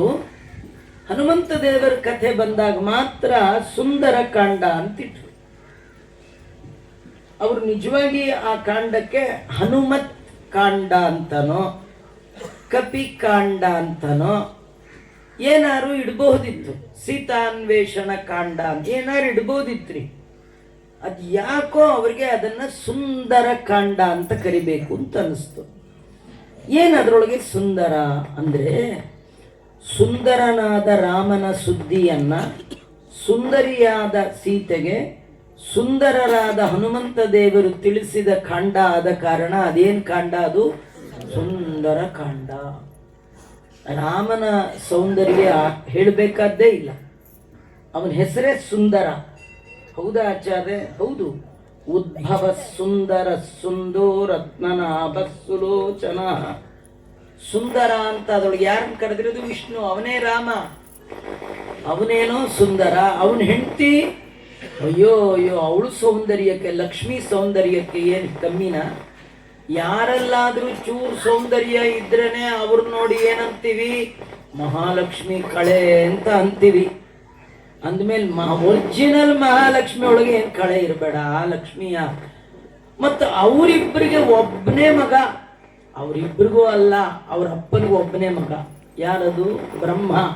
ಆ ಬ್ರಹ್ಮದೇವರೇ ಯಾರು? ವಾಯುದೇವರು. ಅವ್ರಿನ್ನೇ ಸುಂದರ ಇರಬೇಡ. ಸಾಮಾನ್ಯ ಮಕ್ಕಳನ್ನು ತೊಟ್ಲಲ್ಲಿ ಹಾಕಿ ತೂಗುವಾಗ ತೂಗುದವರೆಲ್ಲ ಹೇಳ್ತಾರೆ ಸೇಮ್ ಅವರ ಅಪ್ಪನ ತರ, ಸೇಮ್ ಅವ್ರ ಅಮ್ಮನ ತರ ಅಂತ. ಇಲ್ಲಿ ಅಮ್ಮನ ತರ ಅನ್ನೋ ಹಾಗಿಲ್ಲ. ಯಾಕೆಂದ್ರೆ ಬ್ರಹ್ಮದೇವರು ಹುಟ್ಟಿದ್ಯಲ್ಲಿ ಲಕ್ಷ್ಮೀಲ ಇಲ್ಲ, ನಾರಾಯಣನೇ ಹಡ್ಕೊಂಬಿಟ್ಟ. ಅದೇನು ಅರ್ಜೆಂಟ್ ನಾರಾಯಣನ್ಗೆ? ಅದು ನಾರಾಯಣ ಹೆಂಡತಿ ಮುಖ ನೋಡೋದಂತೆ ಯೋಚನೆ ಮಾಡಿ. ಇವಳೇನಾರು ಬಸ್ರಿ ಬಾಣಂತನ ಆದ್ರೆ ಇವಳು ಬ್ಯೂಟಿಯಲ್ಲಿ ಕೊರತೆ ಬಂದ್ಬಿಡುತ್ತೋ ಅಂತ ಯಾರು ಏನ್ ಬೇಕಾದ್ರೂ ಹೆಂಡತಿದು ಒಪ್ಕೋಬಹುದ್ರಿ. ಹೊಡೆಯೋದನ್ನ ಯಾರು ಒಪ್ಕೊಳ್ತಾರೆ? ಹಾಗೆ ಒಪ್ಕೊಂಡವ ಅಂತಿದ್ರೆ ಅದು ಭಗವಂತ ಮಾತ್ರ. ತನ್ನ ಹೆಂಡತಿಗೆ ಚೊಕ್ಕತನವು ಪೋಪುದೆಂದು ಪೊಕ್ಕಳಲ್ಲಿ ಮಗನ ಪಡೆದ ಕಕ್ಕುಲಾತಿ. ಎಂತ ಜಿಪುಣಾಗ್ರೇಸರ ಚಕ್ರವರ್ತಿ. ಸುಮ್ಮನೆ ಇನ್ನು ಹೆಂಡತಿಲಿ ಮಕ್ಕಳಾದ್ರೆ ಅವ್ರಿಗೆ ಲೇಖ್ಯ, ಅವ್ರಿಗದು ಇದು ಬಾಣಂತನ, ತವ್ರ ಮನೆ ತವ್ರ ಮನೆ ಇಲ್ಲ ಕಳ್ಸೋಣ ಅಂದ್ರೆ ಏನ್ ನೋಡ್ಕೋತಾರೋ ಬಿಡ್ತಾರೋ. ಸುಮ್ಮನೆ ಎಲ್ಲ ನಂಗೆ ಯಾವ್ದು ಬೇಡ, ನಾನೇ ಹಡ್ತೀನಿ, ಸುಮ್ಮನೆ ಇದ್ದೀನಿ, ಅದನ್ನು ಮಾಡಬೇಡ, ನೀನು ಆರಾಮಾಗಿ ಕೂತಿರು ಅಂತ ಹೇಳಿ ತಾನೇ ಹಡ್ದ. ಹೀಗಾಗಿ ಇದು ತಾಯಿನೂ ಇಲ್ಲ. ಹಾಗಾಗಿ ಎಲ್ಲ ಯಾರ ಥರ ಇರ್ಬೇಕು ಮಗು? ಅಪ್ಪನ ಥರಾನೇ. ಅದಕ್ಕೆ ಅವರ ಹೆಸರೇನು? ಸುಂದರ. ಸುಂದರ ಮೂರ್ತಿ ಮುಖ್ಯ ಪ್ರಾಣ ಬಂದ ಮನೆಗೆ. ಸುಂದರ ಮೂರ್ತಿ ಅವರು. ಆಚಾರ್ಯ ಮೂರ್ತಿ ದಪ್ಪ ಇದೆಯಲ್ಲ, ಅದೇನು ಸುಂದರ? ಎಷ್ಟೋ ಜನಕ್ಕೆ ಸ್ವಲ್ಪ ಒಂಚೂರು ದಪ್ಪ ಇದ್ರೆ ಏನು ಹನುಮಂತರಾಯರೇ ಹೇಗಿದ್ದೀರಿ, ಅಲ್ಲ ನಿಮ್ಗೇನು ಗೊತ್ತಾಯ್ತು ನಮ್ಮ ಹೆಸರು ನೋಡಿದ್ರೆ ಗೊತ್ತಾಗಲ್ವೇ ಅನ್ನುವ ಹಾಗೆ ಅವರು ಮಹಿಮಾ ಹನುಮಂತರಾಯರು ಅಂತ ಹೀಗೆಲ್ಲ ಇಟ್ಕೊಂಡ್ಬಿಟ್ಟಿರ್ತಾರೆ. ಇನ್ನು ಹನುಮಂತ ನೀವೊಬ್ಬರೇ ಫಸ್ಟ್ ಟೈಮ್ ಸುಂದರ ಅಂದದ್ದು. ಹನುಮಂತ ಅದವನ ಮೂಲ ರೂಪ ಅಲ್ಲ. ಮೂಲ ರೂಪ ಯಾವುದು? ವಾಯು. ವಾಯುದೇವರದು 3 ಅವತಾರಗಳು: ಹನುಮ, ಭೀಮ, ಮಧ್ವ. ಹನುಮನಾಗಿ ಕಪಿಗಳಲ್ಲಿ ಬಂದಾಗ ಕಪಿಗಳಂತೆ ರೂಪ ತಗೊಂಡ್ರೆ ವಿನಃ ಅದು ಅವ್ರು ಒರಿಜಿನಲ್ ಅಲ್ಲ. ಏನೋ ನಾಟಕ ಮಾಡುವಾಗ ಆ ಕಪಿ ತರ ವೇಷ ಹಾಕೊಂಡಿದ್ರೆ ಬಂದಾಗೆಲ್ಲ ಎಲ್ಲಿ ಬಿಚ್ಚಿಬಿಟ್ಟು ಬಂದ್ರಿ ಅಂದ್ರೆ ಅದು ಮುಖವಾಡ, ಅದು ಒರಿಜಿನಲ್ ಫೇಸ್ ಅದಲ್ಲ. ಹೌದಾ ಅಲ್ವಾ? ಹಾಗೆ ಒರಿಜಿನಲ್ ಫೇಸ್ ಯಾವ್ದವ್ರದು? ಮುಖ್ಯ ಪ್ರಾಣ. ಆ ಪ್ರಾಣದೇವರನ್ನ ತೊಡೆ ಮೇಲೆ ಕೂಡಿಸ್ಕೊಂಡಿರ್ತಾರೆ ದೇವರು. ಅಷ್ಟು ಮುದ್ದು ಮಕ್ಕಳನ್ನ ತೊಡೆ ಮೇಲೆ ಕೂಡಿಸ್ಕೊಳ್ತಾರೆ ಅಂದ್ರೆ ಮುದ್ದಿರ್ಬೇಕು. ಭಗವಂತ 1 ನಿಮಿಷ ಬಿಡದೆ ತನ್ನ ಮಗ ವಾಯುದೇವರನ್ನು ತೊಡೆ ಮೇಲೆ ಕೂಡಿಸ್ಕೊಂಡಿರ್ತಾನೆ. ಉದ್ಯದ್ರವಿ ಪ್ರಕರ ಸನ್ನಿಭ ಅಚ್ಯುತಾಂಕೆ. ವಾಯುದೇವರನ್ನ ಸದಾ ತಮ್ಮ ತೊಡೆಯಲ್ಲಿ, ಒಂದು ತೊಡೆಯಲ್ಲಿ ಮಹಾಲಕ್ಷ್ಮಿ, ಒಂದು ತೊಡೆಯಲ್ಲಿ ವಾಯುದೇವರನ್ನ ಕೂಡಿಸ್ಕೊಂಡಿರ್ತಾರೆ. ಅಂದ್ರೆ ವಾಯುದೇವರ ಸೌಂದರ್ಯಕ್ಕೆ ಏನ್ ಕಡಿಮೆ. ಹಾಗಾಗಿ ಸುಂದರನಾದ ರಾಮನ ಸುದ್ದಿಯನ್ನ ಸುಂದರಿಯಾದ ಸೀತೆಗೆ ಸುಂದರನಾದ ಹನುಮಂತ ಕೊಟ್ಟ ಪ್ರಸಂಗ ಬರುವ ಕಾರಣ ಈ ಭಾಗಕ್ಕೆ ಏನ್ ಹೆಸರಿಟ್ರು? ಇನ್ನೊಂದಂದ್ರೆ ಯಾರು ಈ ಕಾಂಡವನ್ನ ಪಾರಾಯಣ ಮಾಡ್ತಾರೆ, ಹೇಳ್ತಾರೆ, ಕೇಳ್ತಾರೆ, ಅವರ ಬಾಳು ಸೌಂದರ್ಯದಿಂದ ಕೂಡುತ್ತೆ. ಸುಂದರವಾದ ಬಾಳನ್ನ ಬಾಳಬೇಕು ಅಂತ ಆಸೆ ಇದ್ರೆ ನೀವು ಕೂಡ ಸುಂದರ ಕಾಂಡವನ್ನ ಕೇಳ್ರಿ ಅಂತ ಒಂದು. ಇನ್ನೊಂದು ಸುಂದರ ಕಾಂಡ ಅಂತ ಏನು ರಾಮಾಯಣದಲ್ಲಿ ಒಂದು ಭಾಗ ಇದೆ. ಈ ಸುಂದರ ಕಾಂಡ ಶ್ರವಣ ಮಾಡಿದ್ರೆ, ಹೇಳಿದ್ರೆ, ಕೇಳಿದ್ರೆ ಇದರ ಫಲ ಏನಂದ್ರೆ ಕಳ್ಕೊಂಡಿರೋ ವಸ್ತು ಸಿಗತ್ತಂತೆ. ನೀವೇನಾರು ತುಂಬಾ ವ್ಯಾಲ್ಯೂಬಲ್ ಕಳ್ಕೊಂಡಿದ್ರೆ ಸುಂದರ ಕಾಂಡ ಪಾರಾಯಣ ಮಾಡಿಸಿ, ನಂಬಿಕೆಯಿಂದ ಮಾಡಿಸಿ, 100ಕ್ಕೆ 100 ಸಿಗತ್ತೆ. ಅಲ್ಲ, ಎಲ್ಲಿ ಹೇಳಿದ್ದಾರೆ? ಅದು ರಾಮದೇವರು ಸೀತೆಯನ್ನು ಕಳ್ಕೊಂಡಿದ್ರು, ಸಿಕ್ಕಿದ್ದೇ ಈ ಕಾಂಡದಲ್ಲಿ. ಅಂದ್ರೆ ಸೀತೆ ಅಂದ್ರೆ ಲಕ್ಷ್ಮಿ, ಸಂಪತ್ತು. ನೀವೇನಾರು ಕಳ್ಕೊಂಡಿರ್ರಿ ಅದು ವಾಪಸ್ ಸಿಗುವಂತ ಕಾಂಡ ಯಾವುದು? ಸುಂದರ ಕಾಂಡ. ಆಚಾರ್ಯ ಕಳ್ಕೊಂಡವ್ರು ಮಾತ್ರ ಕೇಳಬೇಕು ಅಂತಿದ್ರೆ ನಾವೇನು ಕಳ್ಕೊಂಡಿಲ್ಲ, ನಾವೆಲ್ಲ ಎದ್ದೋಗೋಣವಾ ಏನ್ ಕತೆ? ಇಲ್ಲ ರೀ, ನಾವು ಕಳ್ಕೊಂಡಿರೋ ಅಷ್ಟು ಯಾರು ಕಳ್ಕೊಂಡ. ನಾವೇನ್ ಕಳ್ಕೊಂಡಿದೀವಿ ಆಚಾರ್ಯ? ಏನ್ ಕಳ್ಕೊಂಡಿದೀವಿ ಅನ್ನೋದೇ ಗೊತ್ತಿಲ್ಲ. ಆಮೇಲೆ ಗೊತ್ತಾಗತ್ತೋ, ಅಯ್ಯೋ ಅಲ್ಲೆಲ್ಲೋ ಹೋಗಿದ್ದೇ ಕಳ್ಕೊಂಡ್ಬಿಟ್ಟೆ ಅಂತಾರೆ, ಸಿಗಲ್ಲ. ಆಮೇಲೆ ನಾವ್ ಏನ್ ಕಳೆದಿದ್ದೀವಿ ಅನ್ನೋದು ತಿಳ್ಕೊಳ್ಬೇಕಲ್ಲ. ಏನ್ ಕಳೆದಿದ್ದೀವಿ ಗೊತ್ತಾ? ನಾವು ನಮ್ಮ ಮನೆನೇ ಕಳ್ಕೊಂಡ್ಬಿಟ್ಟಿದೀವಿ. ಅಲ್ಲಿದೆ ನಮ್ಮನೆ, ಇಲ್ಲಿ ಬಂದಿರೋದು ಸುಮ್ಮನೆ. ಸುಮ್ಮನೆಯಿಂದ ನಮ್ಮನೆಗೆ ಹೋಗ್ಬೇಕಾದ್ರೆ ನಮ್ಮನೆ ಅಡ್ರೆಸ್ ಗೊತ್ತಿರ್ಬೇಕಲ್ರಿ. ನೀವು ಇಲ್ಲಿ ಬಂದಾಗ ಏನ್ ಮರ್ತರೂ ಪರವಾಗಿಲ್ಲ, ವಾಪಸ್ ಹೋಗೋ ಮನೆನೇ ಮರ್ತೋದ್ರೆ ಏನ್ ಮಾಡ್ತೀರಿ? ಏನೋ ಇಲ್ಲಿ ಬಂದಿದ್ರಿ, ಊಟ ಆಯ್ತು, ಎಲ್ಲ ಮಾತಾಡ್ಸಿದ್ರು, ಆಯ್ತು, ಮುಗಿಸ್ಕೊಂಡು ಮನೆಗೆ ಹೋಗ್ಬೇಕಲ್ಲ. ಹೋಗುವಾಗ ಮನೆಯೇ ಗೊತ್ತಾಗ್ತಾ ಇಲ್ಲ. ಎಷ್ಟು ಕಷ್ಟ ರೀ. ಏನೋ ದೇವ್ರ ದಯದಿಂದ ಎಲ್ಲರದ್ದು ಅವ್ರವ್ರ ಮನೆ ರೋಡು ಎಲ್ಲ ನೆನಪಿರೋದ್ರಿಂದ ಪರವಾಗಿಲ್ಲ. ಏನಾದ್ರು ಮರೆಯೋ ಪ್ರಾಬ್ಲಮ್ ಇದ್ರೆ ಪಕ್ಕದಲ್ಲಿ ಕೂತ್ ಹೆಂಡ್ತಿನೇ ಮರ್ತು, ಯಾರು ನೀನು ಅಂದ್ರೆ ಮಾಡಬೇಕು. ಹಿಂಗೆಲ್ಲ ಅವ್ಯವಸ್ಥೆ. ದೇವ್ರು ನೆನಪಿಟ್ಟಿದಾನ್ರಿ. ರಾತ್ರಿ ಮಲಗುವಾಗ ನಿಮ್ಗೆ ಯಾವ ನೆನಪಿಲ್ಲ. ಈ ಮಲಗದವ್ರ ಮುಂದೆ ಹೋಗಿ ಈ ಪಕ್ಕದಲ್ಲಿರೋರು ಯಾರು ಏನು ಗೊತ್ತಿಲ್ಲ, ಹಿಂದಿರೋರು ಯಾರು ಏನು ಗೊತ್ತಿಲ್ಲ. ಈಗ ಗೊತ್ತಿಲ್ಲ ಅನ್ನೋದು ಎದ್ಮೇಲೆ ಗೊತ್ತಾಗೋ ಹಾಗೆ ಮಾಡೋ ದೇವರು. ಮರ್ತದ್ದನ್ನ ನೆನಪಿಗೆ ತಂದು ಕೊಡ್ತಾನೆ. ಅವನೇನಾದ್ರೂ ಮರ್ತದ್ದನ್ನ ನೆನಪಿಗೆ ತಂದು ಕೊಡ್ಲಿಲ್ಲ ಅಂತ ಇಟ್ಕೊಳ್ಳಿ. ನೀವು ಮಲಗಿದ್ರಿ, ಬೆಳಗ್ಗೆ ಎದ್ದ ತಕ್ಷಣ ಪಕ್ಕದಲ್ಲಿ ಯಾರೋ ಮಲಗಿರೋದು ನೋಡಿ ಗಾಬರಿ ಆಗ್ಬಿಟ್ರೆ ನೀ ಯಾರು ಎಲ್ಲಿಂದ ಬಂದೆ ಅಂದ್ರೆ ಏನ್ ಮಾಡ್ಬೇಕು? ದೇವರು ನಾವು ಕಳ್ಕೊಂಡದ್ದನ್ನ ಮತ್ತೆ ಪಡಿಬೇಕು ಅಂತಾದ್ರೆ ನಾವೆಲ್ಲ ಕಳ್ಕೊಂಡಿರ್ತಕ್ಕಂಥದ್ದು ನಮ್ಮ ಮನೆ. ಯಾವುದು ಮನೆ ನಮ್ಮದು? ಭಗವಂತನ ಅರಮನೆ. ಅಲ್ಲಿಗೆ ಮರಳಿ ಹೋಗಬೇಕಿದೆ. ಮೌಕುಂದೇ ಮಂದಿರೇಸ್ಮಿನ್. ನಮ್ಮೆಲ್ಲರ ಪ್ರಯಾಣ ಮುಕುಂದನ ಮಂದಿರಕ್ಕಿದೆ. ನಾವು ಅಲ್ಲಿಗೆ ಹೋಗಬೇಕು. ನಮಗೆ ದಾರಿ ಗೊತ್ತಾಗ್ತಾ ಇಲ್ಲ. ದಾರಿ ಯಾವುದಯ್ಯ ಅಂತ ಒದ್ದಾಡ್ತಾ ಇದ್ದೀವಿ. ಆದರೆ ಹನುಮಂತನ ಕೈ ಹಿಡ್ಕೊಂಡ್ರೆ, ಹನುಮಂತನ ಕಾಲು ಹಿಡ್ಕೊಂಡ್ರೆ, ಹನುಮಂತನ ಕಥೆ ಕೇಳಿದ್ರೆ ಕಳ್ಕೊಂಡು ಮನೆ, ಅನಂತಾಸನ, ಶ್ವೇತದ್ವೀಪ, ವೈಕುಂಠವೇ ಮೊದಲಾದ ಮುಕ್ತ ಲೋಕಗಳಿಗೆ ನಾವು ಹೋಗಬೇಕು ಅಂತಿದ್ರೆ ಹನುಮಂತನ ಈ ಕಥೆಯನ್ನು ಕೇಳಬೇಕು ಅಂತ. ಅದಕ್ಕಾಗಿಯೇ ರಾಮಾಯಣದ ಒಂದು ಕಾಂಡಕ್ಕೆ ಸುಂದರ ಕಾಂಡ ಅಂತ ಹೆಸರಿಟ್ಟರು. ತುಂಬ ದೊಡ್ಡದು. 52 ಸರ್ಗಗಳಲ್ಲಿ ವಾಲ್ಮೀಕಿಗಳು ಹನುಮಂತ ದೇವರ ಈ ಚರಿತ್ರೆಯನ್ನು ತುಂಬ ತುಂಬ ತುಂಬ ಅದ್ಭುತವಾಗಿ ವರ್ಣನೆ ಮಾಡಿದ್ದಾರೆ. ಈ ಕಥೆ ರಾಮಾಯಣದ 52 ಸರ್ಗಗಳಲ್ಲಿ ವಿಸ್ತೃತವಾಗಿ ಹರಿದು ಬಂದ ಹರಿಭಕ್ತರಾದ ಹನುಮಂತ ದೇವರ ಕಥೆಯನ್ನ ಹನುಮಂತ ದೇವರ ಮತ್ತೊಂದು ಅವತಾರವಾದ ಮಧ್ವ ಗುರುಗಳು 50 ಶ್ಲೋಕದಲ್ಲಿ ನಮಗೆ ಕೊಟ್ಟಿದ್ದಾರೆ. ನೀವು ಈ 50 ಶ್ಲೋಕ ಇದರ ಅರ್ಥ ಮಾಡ್ಕೊಂಡ್ಬಿಟ್ರೆ 52 ಸರ್ಗಗಳಲ್ಲಿ ವರ್ಣಿತವಾದ ಕಥೆಯನ್ನು ಸಂಗ್ರಹ ಮಾಡಿಕೊಟ್ಟದ್ದೇ ಆಚಾರ್ಯರ ಶ್ರೀಮನ್ ಮಹಾಭಾರತ ತಾತ್ಪರ್ಯ ನಿರ್ಣಯದ ಒಳಗಿನ 32 ಅಧ್ಯಾಯಗಳಲ್ಲಿ 7ನೇ ಅಧ್ಯಾಯ ಸುಂದರಕಾಂಡ ಚರಿತ್ರೆಯ ಸಂಗ್ರಹ. ಈ ಸುಂದರಕಾಂಡ ಕಿಷ್ಕಿಂಧ ಕಾಂಡ ಆದಮೇಲೆ ಶುರುವಾಗುವಂಥದ್ದು ಸುಂದರಕಾಂಡ. ಕಿಷ್ಕಿಂಧ ಕಾಂಡದ ಕೊನೆಯ ಭಾಗ ಸುಗ್ರೀವ 30 ದಿನ ಒಳಗೆ ಸೀತಾ ಸುದ್ದಿನ ತರಬೇಕು ಅಂತ ಎಲ್ಲ ಕಪಿಗಳನ್ನು ಕಳಿಸಿದ್ದ. ಅದರಲ್ಲಿ ಅಂಗದನ ಒಟ್ಟಿಗೆ ಹೊರಟಂತ ಹನುಮಂತನೇ ಮೊದಲಾದ ಕಪಿವೀರರು 29 ದಿನ ಹುಡುಕಿದ್ದಾರೆ. ಟೈಮ್ ಇರೋದು ಎಷ್ಟು ದಿವಸ? 30 ದಿನ. ಹುಡುಕಿದ್ದೆಷ್ಟು ದಿನ? 29. 29ನೇ ದಿನವೂ ಕೂಡ ಸೀತಾ ಎಲ್ಲಿದ್ದಾಳೆ ಸುದ್ದಿನೇ ಗೊತ್ತಿಲ್ಲ. ಆಗೆಲ್ಲ ಕಪಿಗಳು ಒಂದು ಮರದ ಕೆಳಗೆ ಕೂತರು. ಅಲ್ಲಿ ಬೇಕಾದಷ್ಟು ಹಣ್ಣು ಗಿಣ್ಣು ಇತ್ತು, ಎಲ್ಲ ತಿಂದು ನೀರು ಗೀರು ಕುಡಿದವು. ಮೀಟಿಂಗ್ ಶುರು ಮಾಡಿದ್ರು. ಆ ಮೀಟಿಂಗಲ್ಲಿ ಒಂದು ಪುಟ್ಟ ಮರಿ ಕಪಿ ಎದ್ದು ನಿಂತ್ಕೊಂಡು ಹಂಗೆ ಯಾರು ಗಮ್ ಕೂತಿದ್ರು ಕೂಡ ಮಕ್ಕಳು ಹಂಗೆ ಒಂದು ಸಣ್ಣದೊಂದು ಮರಿ ಕೋತಿ ಎದ್ದು ಎಲ್ಲಾರನ್ನೂ ನೋಡಿ ಕೇಳ್ತು, ನೀವು ಯಾಕೆ ಇಷ್ಟು ಒದ್ದಾಡ್ತಿದ್ದೀರಿ? ಅದು ಯಾರನ್ನು ಹುಡುಕ್ತಾ ಇದ್ದೀರಿ? ಅದು ಯಾರೋ ಸುಮ್ಮನೆ ಕೂತ್ಕೊಂಡು ನಿಮ್ಗೆ ಗೊತ್ತಿಲ್ಲ. ಸೀತೆಯನ್ನು ಹುಡುಕ್ತಾ. ಸೀತೆ ಯಾರು ಮತ್ತೆ ಕೇಳ್ತಾಮ. ಅದೇ ರಾಮನ ಹೆಂಡತಿ. ಆ ರಾಮ ಯಾರು ಅಂತ. ಕೆಲವ್ರಿಗೆ ಏನೂ ಗೊತ್ತಿರಲಿರಿ. ಭಾಷಣ ಅಂದ್ರೆ ಹೋಗಿ ಕೂತ್ಬಿಟ್ಟಿರ್ತಾರೆ. ಯಾವ ಪಕ್ಷ ಯಾರಿಗೆ ಓಟ್ ಹಾಕ್ಬೇಕು ಸುಮ್ಮನೆ ಕಾಸು ಕೊಟ್ಟಿರ್ತಾರೆ, ಬಂದ್ಬಿಟ್ಟಿರ್ತಾರೆ, ಗೊತ್ತಾಗಲ್ಲ. ಈ ಮರಿ ಕೋತಿಗೆ ತಾನು ಯಾಕೆ ಬಂದಿದ್ದೀನಿ, ಎಲ್ಲಿ ಬಂದಿದ್ದೀನಿ ಏನು ಗೊತ್ತಿಲ್ಲ. ಯಾರೋ ಹೇಳಿದ್ರು ಸುಮ್ಮನೆ ಕೂತ್ಕೋದ. ರಾಮನ ಹೆಂಡತಿ ಕಳೆದು ಹೋಗಿದ್ದಾಳೆ, ಹುಡುಕ್ತಾ ಇದ್ದೀವಿ. ಆ ಮರಿ ಕೋತಿ ಕೇಳ್ತು, ಯಾರ ಹೆಂಡ್ತೀನಿ ಯಾರು ಕಳ್ಕೊಳ್ತಾರೋ ಅವ್ರು ಹುಡ್ಕೋಬೇಕು, ನೀವ್ಯಾಕೆ ಹುಡುಕ್ತಿದ್ದೀರಿ? ನಿಮ್ಗೂ ರಾಮನ್ಗೂ ಏನ್ ಸಂಬಂಧ? ನಿಮ್ಗೇನ್ ಚಿಕ್ಕಪ್ಪನೆ ದೊಡ್ಡಪ್ಪನೆ? ಏನ್ ನೀವ್ ಯಾಕೆ ಹುಡುಕ್ತಿದ್ದೀರಿ ಅಂದಾಗ ಅಲ್ಲಿಯ ತನಕ ನಡೆದ ರಾಮಾಯಣವನ್ನ ಹನುಮಂತ ದೇವರು ಉಚ್ಚಕಂಠದಲ್ಲಿ ಅದ್ಭುತವಾಗಿ ರಾಮನ ಮಹಿಮೆಯನ್ನು ವರ್ಣನೆ ಮಾಡ್ತಾ ಇದ್ದಾರೆ.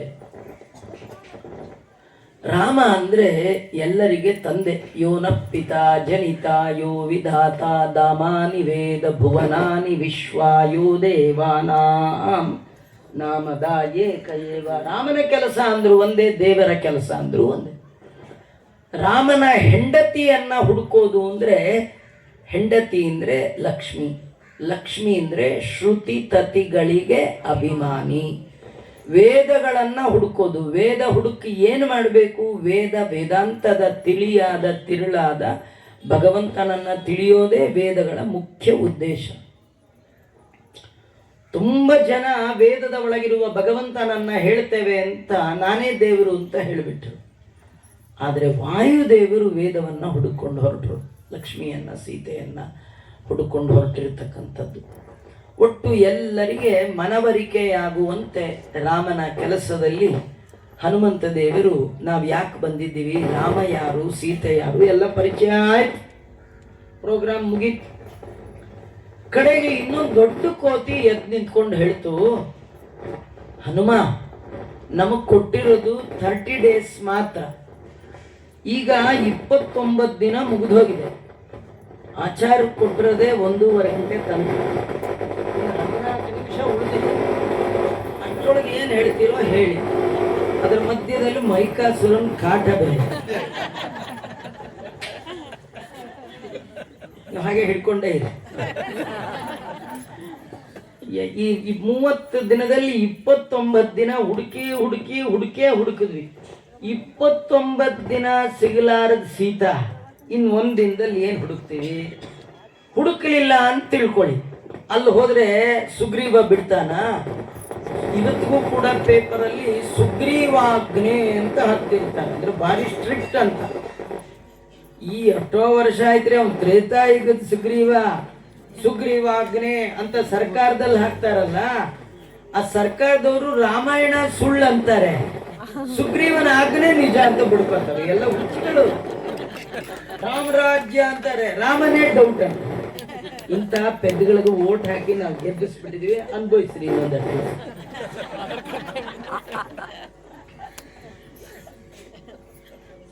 ಸುಗ್ರೀವಾಜ್ಞೆ ಅಂದ್ರೆ ಅವ್ರ ಅಣ್ಣನ್ನೇ ಬಿಡ್ಲಿಲ್ಲ. ನಾವು ಖಾಲಿ ಕೈಯಲ್ಲಿ ಹೋದ್ರೆ ನಮ್ ತಲೆ ತೆಗೆದು ಬಿಡ್ತಾನೆ. ಅಲ್ಲಿ ಹೋಗಿ ಸಾಯೋ ಬದಲು ಇಲ್ಲೇ ಆರಾಮಾಗಿ ಇದ್ದು ಬಿಡೋಣ. ನಮ್ಗೇನ್ ಸಿಟಿನೇ ಆಗ್ಬೇಕು ಅಂತಿಲ್ಲ. ಹೇಳಿ ಕೇಳಿ ನಾವು ಕಪಿಗಳು. ನಮ್ಗೇನ್ ಮನೆ ಆಗ್ಬೇಕು, AC ರೂಮ್ ಬೇಕಂತಿಲ್ಲ. ತಿನ್ಲಿಕ್ಕೆ ಹಣ್ಣು, ಕುಡಿಲಿಕ್ಕೆ ನೀರು, ಮಲಗಲಿಕ್ಕೆ ಮರ, 3 ಇದ್ರೆ ಸಾಕು. ಕಾಡಲ್ಲಿ ಬೇಡ ಅಂದ್ರೂ ಇದೆ. ಬಾಡಿಗೆ ಕೊಡ್ಬೇಕಾದಿಲ್ಲ, ಟ್ಯಾಕ್ಸ್ ಕಟ್ಬೇಕಾದಿಲ್ಲ, GST ಇಲ್ಲ, TST ಇಲ್ಲ. ಆರಾಮಾಗಿ ಇದ್ದು ಬಿಡೋಣ ಅಂತ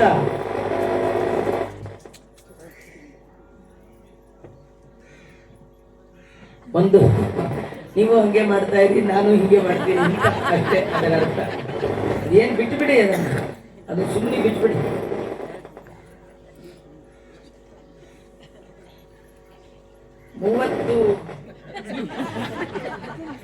ಬಿಟ್ಬಿಡಿ.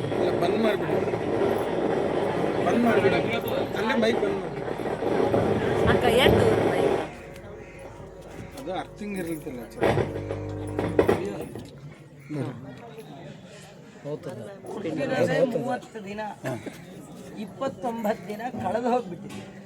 ಇನ್ನು 1 ದಿನದಲ್ಲಿ ಏನು ಮಾಡ್ತೀವಿ? ಏನು ಮಾಡ್ಲಿಕ್ಕಾಗಲ್ಲ. ಆದ್ರಿಂದ ರಾಮನ್ ಕೆಲಸ ಮಾಡುವ ಯೋಗ್ಯತೆ ನಮಗಿಲ್ಲ ಅಂತ ಹೇಳಿ ಎಲ್ಲ ಕಪಿಗಳು ಕೂಡ ಕೈ ಮುಗಿದು ಕುಳಿತ ಸಂದರ್ಭ. ಹನುಮಂತ ದೇವರು ಹೇಳ್ತಾ ಇದ್ದಾರೆ, ನೀವೇ ರಾಮನ್ ಕೆಲಸ ಮಾಡ್ತಿರೋ, ಗದೆ ತಗೊಂಡು 4 ಹಾಕ್ಲು ಅಂದ್ರು. ಅಂದ್ರೆ ಹನುಮಂತನ ಜೊತೆ ಯಾರು ಹೋಗ್ತಾರೆ, ಹನುಮಂತನ ಫಾಲೋ ಯಾರು ಮಾಡ್ತಾರೆ, ಅವ್ರ ಕೈಲಿ ಬಿಡದೆ ರಾಮನ ಕೆಲಸವನ್ನ ಅವ್ರು ಮಾಡಿಸ್ತಾರೆ. ನೀವು ಹನುಮಂತನ್ ಬಿಟ್ಟು ಬೇರೆ ಯಾರ ಜೊತೆ ಹೋದ್ರು, ನೋಡಪ್ಪ ನೀನ್ ಕೈಲಾದ್ರೆ ಮಾಡು, ಇಲ್ದೇ ಇದ್ರೆ ಬಿಟ್ಬಿಡು, ನಿನ್ ಜೊತೆಗೆ ನಾನು ಕೊಡ್ತೀನಿ, ನನ್ನ ಜೊತೆಗೆ ನೀನು ಕೊಡು ಅನ್ನೋ ಬೇರೆ ಎಲ್ಲ ಗುರುಗಳು. ಹನುಮಂತ ದೇವರನ್ನ ನಂಬಿದೆ ನಿನ್ನ ಪಾದ, ಗುರು ಮುಖ್ಯ ಪ್ರಾಣ ಅಂತ ಹಿಡಿದ್ರೆ ಉತ್ತಮ ಗುರು ಶಿಷ್ಯನ ಕೈ ಹಿಡಿದು ಸತ್ಕರ್ಮವನ್ನ ಮಾಡಿಸುವಂತೆ ರಾಮನ ಕೆಲಸದಲ್ಲಿ ಹನುಮಂತ ದೇವರು ಎಲ್ಲರಿಗೆ ಯೋಜನೆ ಮಾಡ್ತಾ ಇದ್ದಾರೆ. ಆ ಕಪಿಗಳಲ್ಲಿ ಒಬ್ಬನ ಕಪಿ ಎದ್ದು ನಿಂತು ಹೇಳ್ತು, ನಿಂದೊಳ್ಳೆ ಪ್ರಾಬ್ಲಮ್ ಆಯ್ತಲ್ಲ, ಊರ್ಗೋದ್ರೆ ಸುಗ್ರೀವನ್ ಕಾಟ, ಇಲ್ಲಿದ್ರೆ ನಿನ್ ಕಾಟ, ಒಟ್ ನಮಗಂತೂ ಇರ್ಲಿಕ್ಕಾಗ್ತಾ ಇಲ್ಲ. ಅದಕ್ಕೆ ಕಪಿಗಳೆಲ್ಲ ಹೇಳ್ತಾ ಇದ್ದಾರೆ ಹನುಮಂತನಿಗೆ, ನೋಡು ನಮ್ಮ ಕೈಯಲ್ಲಿ ಆಗ್ತಾ ಇಲ್ಲ, ಸಾಕಾಗಿದೆ 29 ದಿನ ಹುಡುಕಿ ಏನ್ ಮಾಡ್ಬೇಕು ಈಗ ಹೇಳು. ಹನುಮಂತ ದೇವರಂದ್ರು, ನಿಮ್ ಕೈಲಾಗೋವರೆಗೂ ಪ್ರಯತ್ನ ಮಾಡಿ, ಆಗದಿದ್ದಾಗ ಆಗಲ್ಲ ಅಂತ ಬಿಡಬೇಡಿ, ದೇವರ ಸ್ಮರಣೆ ಮಾಡ್ರಿ ಅಂತಂದ್ರು. ಚಾತುರ್ಮಾಸ್ಯ ಆಗೋವರೆಗೂ ಚಾತುರ್ಮಾಸ್ಯ ಮಾಡಿ, ಆಗದಿದ್ದಾಗ ಏನೋ ವ್ರತಕ್ಕೆ ನಿಷಿದ್ಧವಾದ ಪದಾರ್ಥವನ್ನ ಸ್ವೀಕಾರ ಮಾಡುವಾಗ ದೇವರ ಸ್ಮರಣೆ ಮಾಡಿ, ಸ್ವಾಮಿ ನನಗೆ ದೇಹ ಮುಖ್ಯ, ಈ ದೇಹ ಕಳ್ಕೊಂಡ್ರೆ ಸಾಮಾನ್ಯವಾದ ದೇವರ ಪೂಜೆ ಸಂಧ್ಯಾವನೆ ಇಲ್ದಾಗ ಆಗುತ್ತೆ. ಕೆಲವರು ಬಲವಂತವಾಗಿ ಚಾತುರ್ಮಾಸ್ಯ ಅಂತ ಮಾಡಿ ಕಡೆಗೆ ಎಲ್ಲ ಆದ್ಮೇಲೆ ಆಸ್ಪತ್ರೆಗೆ ಹೋಗಿ ಸೇರ್ಕೊಂಡು 6 ದಿನ ಆಸ್ಪತ್ರೆಯಲ್ಲಿದ್ದು ಸ್ನಾನ ಇಲ್ಲ, ಅದ್ರ ಬದಲು ಒಂದಿನ ಸಾರು ತಿಂದ್ಬಿಡೋದೇ ಒಳ್ಳೆ. ಸಾರು ತಿಂದು ಸರಿಯಾಗಿರ್ತೀನಿ ಅಂತಾದ್ರೆ ಆರಾಮಾಗಿ ಒಂದಿನ ಸಾರು ತಿಂದ್ರೆ ಏನ್ ತಲೆ ಏನು ಹೋಗಲ್ಲ. ಯಮ ಬಂದು ಮನೆ ಬಾಗಿಲಲ್ಲಿ ನಿಂತು ಯಾಕೆ ಸಾರು ತಿಂದೆ ಅವನೇನು ಕೇಳ. ದೇಹ ಇದ್ರೆ ಧರ್ಮ, ದೇಹ ಇದ್ರೆ ಅರ್ಥ, ದೇಹ ಇದ್ರೆ ಕಾಮ, ದೇಹ ಇದ್ರೆ ಮೋಕ್ಷ. ಈ ದೇಹವನ್ನ ಕಳ್ಕೊಳ್ಳುವ ಪ್ರಯತ್ನ ಮಾಡ್ಕೊಳ್ಬಾರ್ದು, ಇರೋವರೆಗೂ ಪ್ರಯತ್ನ. ಆಗದಿದ್ದಾಗ ಆ ಭಗವಂತನ ನಾಮಸ್ಮರಣೆಯೇ ದೊಡ್ಡದು. ಆದ್ರಿಂದ ಈಗ ನಿಮ್ಗೆ ರಾಮನ್ ಕೆಲಸ ಮಾಡ್ಲಿಕ್ಕೆ ಆಗ್ತಿಲ್ಲ, ದೇವ್ರ ಕೆಲಸ ಮಾಡ್ಲಿಕ್ಕೆ ಆಗ್ತಿಲ್ಲ, ಚಾತುರ್ಮಾಸ್ಯ ಮಾಡ್ಲಿಕ್ಕೆ ಆಗ್ತಿಲ್ಲ, ಹಾಗಾದ್ರೆ ನೀವು ದೇವರ ಸ್ಮರಣೆ ಮಾಡಿ. ಬೆಳಗಿನ ಜಾವ ಸ್ನಾನ ಮಾಡಬೇಕು, ಆಗ್ತಿಲ್ಲ, ದೇವರ ಸ್ಮರಣೆ ಮಾಡಿ. ಅಂದ್ರೆ ಇದನ್ನೇ ಮೊದಲು ಇಟ್ಕೊಂಡ್ಬಿಟ್ರೆ ಆಗಲ್ಲ ಅಂತ ಹೇಳಿದೀವಿ. ಆದ್ರಿಂದ ಅದನ್ನೇ ಅಲ್ಲ, ಕೈಲ ನಿಜವಾಗಿ ಆಗದಿದ್ದಾಗ ಆ ಕಪಿಗಳೆಲ್ಲ ಇನ್ನು ಹನುಮಂತ ಇದು ಮಾಡದಿದ್ರೆ ಬಿಡೋಲ್ಲ ಅಂತ ಹೇಳಿ ಎಲ್ಲ ಕಪಿಗಳು ಸೇರಿ ರಾಮ ತಾರಕ ನಾಮವನ್ನ ಹೇಳ್ತಾ ಇದ್ದಾರೆ. ಶ್ರೀರಾಮ್ ಜೈ ರಾಮ್ ಜೈ ಜೈ ರಾಮ್ ಅಂತ ಹೇಳುವಾಗ ಕೋರಸ್ ಎಲ್ಲ ಕಪಿಗಳು ಉಚ್ಚ ಕಂಠದಲ್ಲಿ ಹೇಳುವಾಗ ರಾಮನ ನಾಮ ಕೇಳಿದ ಒಂದು ಹಕ್ಕಿ ಅದರದ್ದು ರೆಕ್ಕೆ ಸುಟ್ಟೋಗಿತ್ತು. ಹಕ್ಕಿಗೆ ರೆಕ್ಕೆಯೇ ಜೀವನ. ಯಾಕಂದ್ರೆ ಹಾರಾಡದೆ ಇದ್ರೆ ಅದು ಯಾವ ಸೀಮೆ ಹಕ್ಕಿ? ರೆಕ್ಕೆ ಇಲ್ಲದೆ ನಾವೇ ಹಾರಾಡ್ತೀವಿ, ಇನ್ನ ರೆಕ್ಕೆ ಇರೋ ಹಕ್ಕಿ ಅಲ್ವಾ? ನಮ್ಗೆ ಹಾರುವಯ್ಯ ಅಂತ ಹೆಸರು. ನಮ್ಗೆ ಹಳ್ಳಿ ಕಡೆ ಬ್ರಾಹ್ಮಣರಿಗೆ ಏನ್ ಹೆಸರು? ಹಾರುವಯ್ಯ ಅಂದ್ರೆ ಯಾಕೆ ಗೊತ್ತಾ? ಹಾರಾಡ ಜಾಸ್ತಿ, ಇಲ್ಲಿಂದ ಮಡಿ ಅಂತ ಜಂಪ್ ಹೊಡೆದು ಮುಂದೆ ಹಾರೋದು. ಎಷ್ಟೋ ಬಾರಿ ಮಡಿ ಅಂತ ಜಂಪ್ ಹೊಡೆದ್ರೆ ಎಲ್ಲಿ ನೀರಿರುತ್ತೋ ಅಲ್ಲೇ ಕಾಲಿಡ್ತಾರೆ. ಕಾಲಿಟ್ರೆ ನಾನ್ ಸ್ಟಾಪ್, ಅಲ್ಲಿ ಜಾರ್ದ ಅಂದ್ರೆ ಆಸ್ಪತ್ರೆನೆ. ಇಂದಿರಾ ರಮಣ ಗೋವಿಂದ ಗೋವಿಂದ ಅಲ್ವಾ? ಇದು ಹಾರುವಯ್ಯನ ಕತೆ. ಹಾರುವಯ್ಯ ಅಂದ್ರೆ ಹಾರೋದು ಪಕ್ಷಿಗಳು, ಬ್ರಾಹ್ಮಣರು ಪಕ್ಷಿಗಳೇ. ಪಕ್ಷಿಗಳಿಗೆ ಸಂಸ್ಕೃತದಲ್ಲಿ ದ್ವಿಜ ಅಂತ ಕರೀತಾರೆ. ದ್ವಿಜ ಅಂದ್ರೆ ದ್ವೇ ಜಾಯತೆ, ಎರಡು ಬಾರಿ ಹುಟ್ಟೋದು. ಒಂದು ಮೊಟ್ಟೆಯಿಂದ, ಒಂದು ಅಮ್ಮನ ಹೊಟ್ಟೆಯಿಂದ. ಹಾಗೆ ನಾವು ಕೂಡ ಎರಡು ಸತಿ, ಒಂದು ಬಾರಿ ಅಮ್ಮನ ಹೊಟ್ಟೆ, ಇನ್ನೊಂದು ವೇದ ಮಾತಾತು ಗಾಯತ್ರಿ ಅಂತ ಇನ್ನೊಂದು ಗಾಯತ್ರಿಯಿಂದ ಹುಟ್ಟುವಂಥದ್ದು. ಹೀಗಾಗಿ ಬ್ರಾಹ್ಮಣರು ಕೂಡ ದ್ವಿಜರೇ. ಹಾರುವ ಹಕ್ಕಿಗೆ ರೆಕ್ಕೆಯೇ ಜೀವನ. ರೆಕ್ಕೆಯನ್ನ ಕಳೆದು ಸುಟ್ಟು ಕರಕಲಾಗಿತ್ತು ಅದಕ್ಕೆ. ರಾಮನ ನಾಮ ಕೇಳುವಾಗ ಸುಟ್ಟ ರೆಕ್ಕೆ ಚಿಗುರ್ಲಿಕ್ಕೆ ಶುರುವಾಯಿತು. ಆ ಹಕ್ಕಿ ಜೀವನನೇ ಬೇಡ, ಯಾಕಂದ್ರೆ ಹಾರಕ್ಕಾಗಲ್ಲ ಅಂದಮೇಲೆ ಬದುಕೋದು ಹೇಗೆ? ಸಾಯೋದೇ ಒಳ್ಳೆಯದು ಅಂತ ಸೂಸೈಡ್ ಮಾಡ್ಕೋಬೇಕು ಡಿಸೈಡ್ ಮಾಡಿತ್ತು. ಆಗ ಈ ರಾಮನ ನಾಮ ಕೇಳ್ತು, ರೆಕ್ಕೆ ಚಿಗುರ್ಲಿಕ್ಕೆ ಶುರುವಾಯಿತು. ಈ ಕಥೆ ಒಳಗೆ ನಮಗೇನು ಸಂದೇಶ ಅಂದರೆ, ನಿಮಗೆ ಜೀವನದಲ್ಲಿ ಯಾವತ್ತಾದರೂ ಸಾಕಪ್ಪ ಸಾಕು ಅಂತ ಅನಿಸಿದ್ರೆ, ಈ ಬದುಕೇ ಬೇಡ ಅನಿಸಿದ್ರೆ ಒಂದು ಸತಿ ರಾಮಾಯಣ ಓದಿ. ನಿಮಗಾಗ ಬದುಕಿನ ಸೌಂದರ್ಯ ಅರ್ಥ ಆಗುತ್ತೆ. ಬದುಕಬೇಕು ಅನ್ನುವ ಆಸೆ, ಸಾಯುವವನಿಗೆ ಬದುಕುವ ಬುದ್ಧಿಯನ್ನು ಕೊಡುವಂತಹ ಕಥೆ ರಾಮಾಯಣದ ಕಥೆ. ತವ ಕಥಾಮೃತಂ ತಪ್ತ ಜೀವನಂ ಕವಿ ಬಿರೀಡಿತಂ ಕಲ್ಮಷಾಪಹಂ ಶ್ರವಣಮಂಗಳಂ ಶ್ರೀಮದಾತತಂ ಭುವಿ ಗೃಣಂತಿ ತೇ ಭೂರಿದಾ ಜನಾಃ. ಭಗವಂತನ ಕತೆ ಮಂಗಳವನ್ನು ಉಂಟು ಮಾಡುವಂಥದ್ದು. ರೆಕ್ಕೆಗೆ ಸುಟ್ಟ ರೆಕ್ಕೆ ಚಿಗುರ್ಲಿಕ್ಕೆ ಶುರುವಾಯಿತು. ಹಾರುವ ಸಾಮರ್ಥ್ಯ ಇಲ್ಲದ ಹಕ್ಕಿ ಕುಪ್ಪಳಿಸ್ಲಿಕ್ಕೆ ಶುರುವಾಯಿತು. ಹಾಗೆ ಕುಪ್ಪಳಿಸ್ಕೊಂಡು ಎಲ್ಲಿಂದ ಬರ್ತಾ ಇದೆ ಈ ಸೌಂಡು ಅಂತ ಬಂದು ನೋಡಿದ್ರೆ ಎಲ್ಲ ಕಪಿಗಳು ಶ್ರೀರಾಮ ಜಯ ರಾಮ ಜಯ ಜಯ ರಾಮ, ಶ್ರೀರಾಮ ಜಯ ರಾಮ, ರಾಮನ ತಾರಕ ನಾಮವನ್ನ ಹೇಳ್ತಾ ಇದೆ. ಹಕ್ಕಿಗಳು ನೋಡ್ತು, ಆ ಹಕ್ಕಿ ದೊಡ್ಡ ಹಕ್ಕಿ. ಆ ಹಕ್ಕಿ ಅದು ಸ್ವಯಂ ಗರುಡನ ಮಕ್ಕಳು. ಗರುಡನಿಗೆ ಅರುಣ ಮತ್ತು ಅರುಣನ ಮಕ್ಕಳು. ಅರುಣನಿಗೆ ಸಂಪಾತಿ ಮತ್ತು ಜಟಾಯು ಅಂತ. ಅದರಲ್ಲಿ ಈತ ಒಬ್ಬ ದೊಡ್ಡ ಹಕ್ಕಿ. ಇದನ್ನು ನೋಡಿ ಕಪಿಗಳೆಲ್ಲ ಅನ್ಕೊಂಡ್ವು, ನಮ್ಮ ಕತೆ ಮುಗೀತು, ನಾವು ತುಂಬಾ ದಿವಸದಿಂದ ಸರಿಯಾಗಿ ಊಟ ಇಲ್ಲದೆ ಸ್ವರ್ಗ ಹೋಗಿದ್ದೀವಿ, ಈ ಹದ್ದು ಏನೂ ತಿಂದಿಲ್ಲ, ನಾವಿವತ್ತು ಸಿಕ್ಕಿವಿ, ನಮ್ಮನ್ನೆಲ್ಲ ಮುಗಿಸತ್ತೆ ಅಂತ ಹೇಳಿ ಪ್ರಾಣ ಭಯದಿಂದ ರಾಮ ಅನ್ನೋದು ನಿಂತೇ ಹೋಯ್ತು.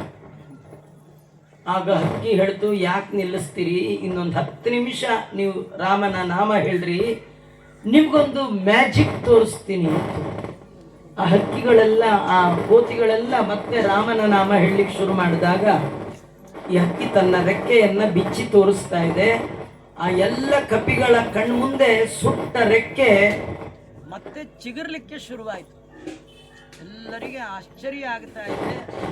ಹಕ್ಕಿ ಸಂಪೂರ್ಣವಾಗಿ ರೆಕ್ಕೆ ಬಂತು. ಹಕ್ಕಿ ಕಪಿಗಳ ಮುಂದೆ ಬಂದು ಕೈ ಮುಗಿದು ಹೇಳ್ತಾ ಇದೆ, ನಿಮ್ಮಿಂದ ನನ್ನ ಬದುಕು ಸಿಕ್ತು. ಮತ್ತೆ ನೀವು ಯಾರು, ಎಲ್ಲಿಂದ ಬಂದಿದ್ದೀರಿ, ನೀವು ನನಗೆ ಉಪಕಾರ ಮಾಡಿದ್ದೀರಿ, ನಾನು ನಿಮಗೇನು ಉಪಕಾರ ಮಾಡಲಿಕ್ಕೆ ಹೇಳಿ. ಅವರೆಲ್ಲ ಹಳೆ ಸ್ಟೋರಿ ಹೇಳಿದ್ರು, ನಾವು ಸೀತೆಯನ್ನು ಹುಡುಕ್ತಾ ಇದ್ದೀವಿ ಅಂತ. ಹಕ್ಕಿ ಹೇಳ್ತು, ಅಷ್ಟೇನಾ, 2 ಮಿನಿಟ್ಸ್ ಅಂತ ಮ್ಯಾಗಿ ಹೇಳ್ಕೊಂಡ್ಬಿಟ್ಟು ಒಂದೇ ನಿಮಿಷ ಅಂತೂ ಬರ್ರಂತ ಹಾರ್ತು. ಒಂದೇ ನಿಮಿಷ ಕೆಳಗಿಳಿದು ಹೇಳ್ತು, ಇಲ್ಲಿಂದ ದಕ್ಷಿಣ ದಿಕ್ಕಿನಲ್ಲಿರುವ ಸಮುದ್ರದ ದಂಡೆಯಿಂದ 100 ಯೋಜನ ದೂರದಲ್ಲಿ ರಾವಣನ ಲಂಕಾಪಟ್ಟಣ ಇದೆ. ಅಲ್ಲಿ ಒಂದು ಪಾರ್ಕ್, ಅದರ ಹೆಸರು ಶಿಂಶುಪಾ ವೃಕ್ಷ ವನ, ಅಶೋಕವನ ಅಂತ ಕರೀತಾರೆ. ಅಲ್ಲಿ ಒಂದು ಶಿಂಶುಪಾ ವೃಕ್ಷ ಇದೆ. ಆ ವೃಕ್ಷದ ಕೆಳಗೆ ನೀವು ಹೇಳೋ ಹೆಣ್ಣುಮಗಳು ಕೂತಿದ್ದಾಳೆ. 29 ದಿನ ಯಾರಿಗಾಗಿ ಹುಡುಕ್ತಿದ್ರೋ ಅದು ಫ್ರ್ಯಾಕ್ಷನ್ ಆಫ್ ಸೆಕೆಂಡಲ್ಲಿ ಹೇಳಿಬಿಡ್ತು. ಅಂದರೆ ರಾಮನ ನಾಮದ ಮಹಿಮೆ ಅದು ಅಂತ ತೋರಿಸ್ಕೊಡ್ತಾ ಇದೆ. ಹಾಗಾಗಿ ಕಪಿಗಳಿಗೆಲ್ಲ ಇಷ್ಟು ಖುಷಿ ಆಯಿತು.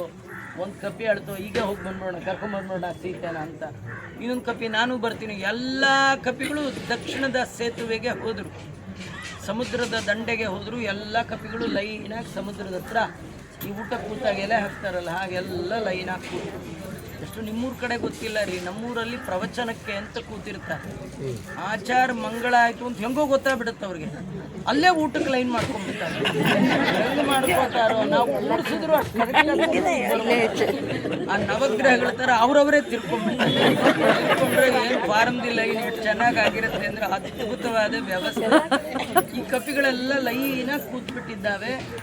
ಅದರಲ್ಲಿ ಒಂದು ಕಪಿ ಎದ್ದು ಕೇಳ್ತು, 100 ಯೋಜನ ಹಾರಬೇಕು, ಯಾರ್ಯಾರು ಎಷ್ಟೆಷ್ಟು ಹಾರ್ತೀರಿ ಅಂತ. ಅದೊಂದು ಪುಟ್ಟ ಕಪಿ ಎದ್ದು ನಿಂತ್ಕೊಂಡು ಹೇಳ್ತು, ನಾನು 10 ಯೋಜನ ಹಾರ್ತೀನಿ ಅಂತ. 10 ಯೋಜನ ಅಂದ್ರೇನು ಕಡಿಮೆ ಅಲ್ಲ ರೀ, 120 ಕಿಲೋಮೀಟರ್ ಲಾಂಗ್ ಜಂಪ್ ಒಂದೇ ಸತಿ. ಸಣ್ಣ ಕಪಿ. ಇನ್ನೊಂದು ಕಪಿ ಅಂತ ಸುಮ್ಕೂತ್ಕೊ, ನಾನು 20 ಯೋಜನ ಹಾರ್ತೀನಿ. ಅದ್ರ ಪಕ್ಕದ ಇನ್ನೊಂದು ಕಪ್ ಹೇಳ್ತು, ನಾನು 30 ಅಂತ. ನೋಡಿ, ಯಾರು 25, 28, 40 ಪಾಯಿಂಟು ಇಲ್ಲೇ ಇಲ್ಲ. ಎಲ್ಲ 10 ದಶಮ ಸಂಖ್ಯೆಯಲ್ಲಿ 10, 20, 30 ಹೇಳಿದಾಗ ಯಾರು ಪ್ರಯೋಜನ ಇಲ್ಲ. ಕಡೆಗೆ ಹಣ್ಣು ಮುದುಕರು, ಕರಡಿ ಮಹಾರಾಜರು, ಜಾಂಬು ಅಂತ, ಅವು ಎದ್ದು ಹೇಳ್ದ, ನಾನು 97 ಯೋಜನ ಹಾರ್ತೀನಿ. ಆ ಪಕ್ಕದವ್ರು ಯಾರೋ ಹೇಳಿದ್ರು, ನೀವು ಭಾರಿ ಹಾರಾಡ್ತಾ, ವಯಸ್ಸಾದರೂ ಇಷ್ಟು ಹಾರಾಡ್ತೀನಿ.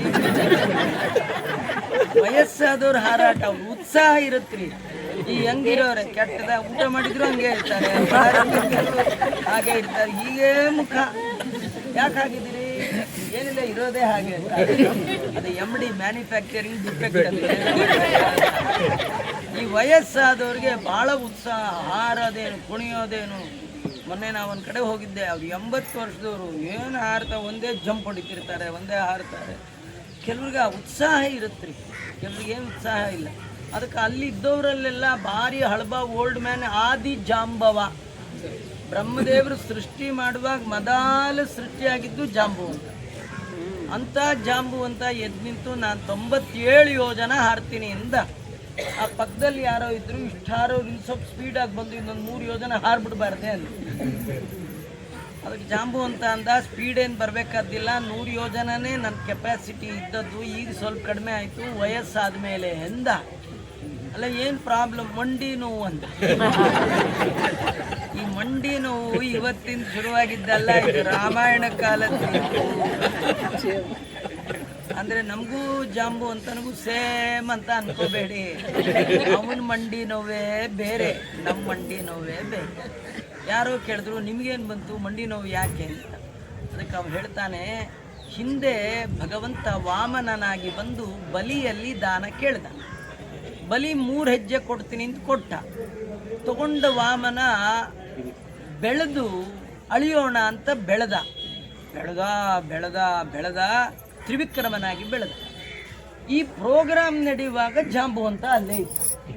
ಅವನಂದ, ಹಾಗಾದ್ರೆ ಸೋತಿದ್ದು ಬಲಿ, ಗೆದ್ದದ್ದು ಭಗವಂತ ಅಂಥೇಳಿ ಭಗವಂತನ ಜಯವನ್ನು ಎಲ್ಲ ಕಡೆ ತಿಳಿಸೋಣ ಅಂಥೇಳಿ ಒಂದು ನಗಾರಿ ತಗೊಂಡು ಎಲ್ಲ ದಿಕ್ಕುಗಳಲ್ಲಿ ಭಗವಂತನ ಜಯವನ್ನು ಹೇಳ್ತಾ ಹಾಗೆ ಒಂದು ದೇವರಿಗೆ ನಮಸ್ಕಾರ ಮಾಡೋಣ ಅಂತ ತ್ರಿವಿಕ್ರಮ ರೂಪಿ ಪರಮಾತ್ಮನಿಗೆ ಪ್ರದಕ್ಷಿಣೆ ಮಾಡ್ತಾ ಜಾಂಬುವಂತ ಓಡಿದ್ರೇ ಒಂದು ಪ್ರದಕ್ಷಿಣೆ ಬರೋದು, ನೆಲ್ಲಿಗೋದ್ರೆ ಆಗಲ್ಲ, ದೊಡ್ಡ ವಿಗ್ರಹ ಓಡ್ದ.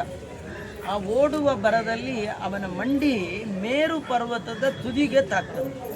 ಅಲ್ಲ, ಇವನ ಮಂಡಿನೇ ಮೇರು ಪರ್ವತಕ್ಕೆ ತಾಕೋದಾದ್ರೆ ಆ ದೇವ್ರು ಇನ್ನಷ್ಟು ಎತ್ತರ ಇದ್ದ ಲೆಕ್ಕ ಹಾಕ್ಬಿಟ್ಟು ದೇವರಿಗೆ ಪ್ರದಕ್ಷಿಣೆ ಮಾಡಿ ಮಂಡಿ ನೋವಾಗಿತ್ತವ. ಅದಕ್ಕೆ 97 ಯೋಜನ ಅಂದ. ಕಡೆಗೆ ಅವನದು ಫೇಲೆ, ಏನೋ ಇಲ್ಲೇ 10 ಯೋಜನ ಬಿದ್ದವ್ರನ್ನ ವಾಪಸ್ ಹೇಳ್ಕೊಂಬರ್ಬೋದ್ರಿ, 97 ಪಾಕಿಸ್ತಾನದೊಳಗೆ ಬಿದ್ದವ್ರನ್ನ ವಾಪಸ್ಕೊಂಬರಕ್ಕೆ ಕಷ್ಟ. ನೀನೇನು ಪ್ರಯೋಜನ, ಕೂತ್ಕೊ, ವಯಸ್ಸಾಗಿ ಕೂತ್ಕೊಂಡು.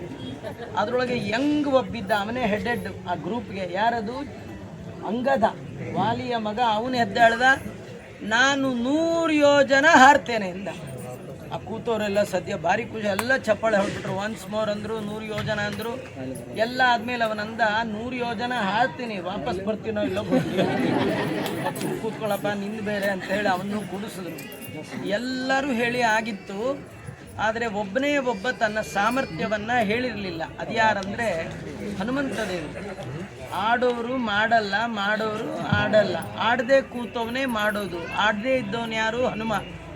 ಅವನ ಹತ್ರ ಹೋಗಿ ಹೇಳಿದರು, ನಮಸ್ತೆ ವಾಯೋ ತ್ವಮೇವ ಪ್ರತ್ಯಕ್ಷಂ ಬ್ರಹ್ಮಾಸಿ, ತ್ವಮೇವ ಪ್ರತ್ಯಕ್ಷಂ ಬ್ರಹ್ಮ ವದಿಷ್ಯಾಮಿ, ಋತಂ ವದಿಷ್ಯಾಮಿ, ಸತ್ಯಂ ವದಿಷ್ಯಾಮಿ, ತನ್ವಾಮವತು.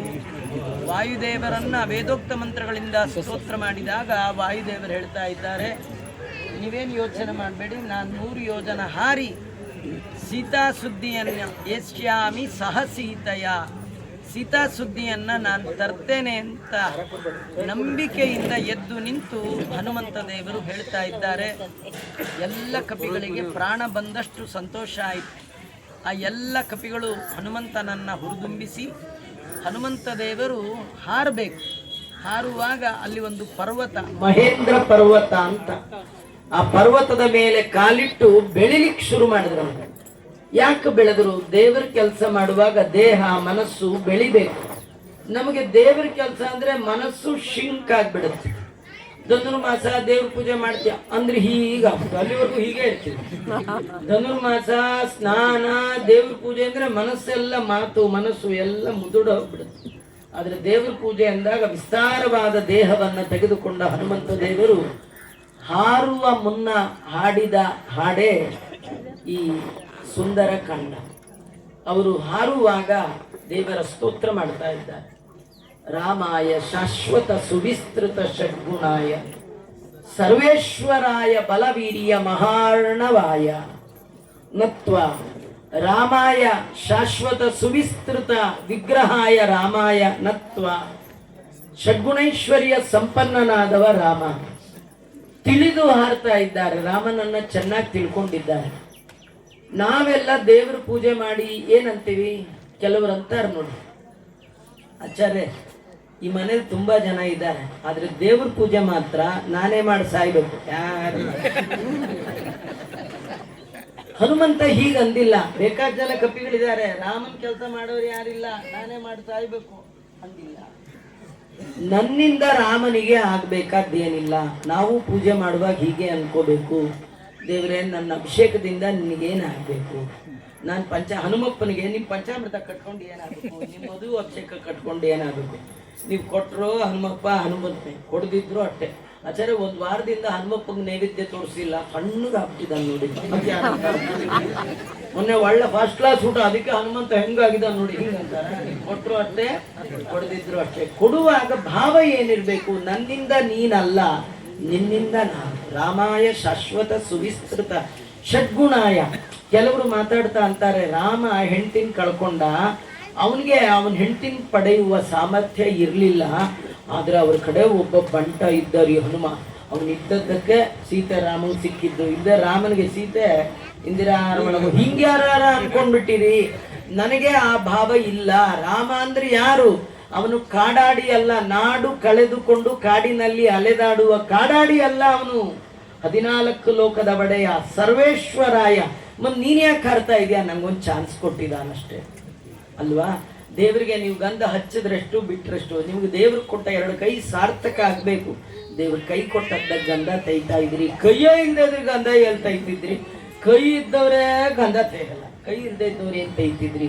ಗಂಧ ತೈಯುವಾಗ ಭಗವಂತ ನಾನು ಕೊಡೋ ಗಂಧದಿಂದ ನಿನಗೇನು ಸುವಾಸನೆ ಬರ್ಬೇಕಾದಿಲ್ಲ, ನೀ ಕೊಟ್ಟ ನನ್ನ ಕೈ ಸಾರ್ಥಕ ಆಗ್ಬೇಕಾದ್ರೆ ನಿನಗೆ ಪೂಜೆ ಮಾಡಬೇಕು ಅಂತ. ಸಾಲಿಗ್ರಾಮ ಶಿಲಾಸ್ಪರ್ಶಂ ಏಕುರುವಂತಿ ದಿನೇ ದಿನೇ ವಂಚಂತಿ ಕರ ಸಂಸ್ಪರ್ಶಂ.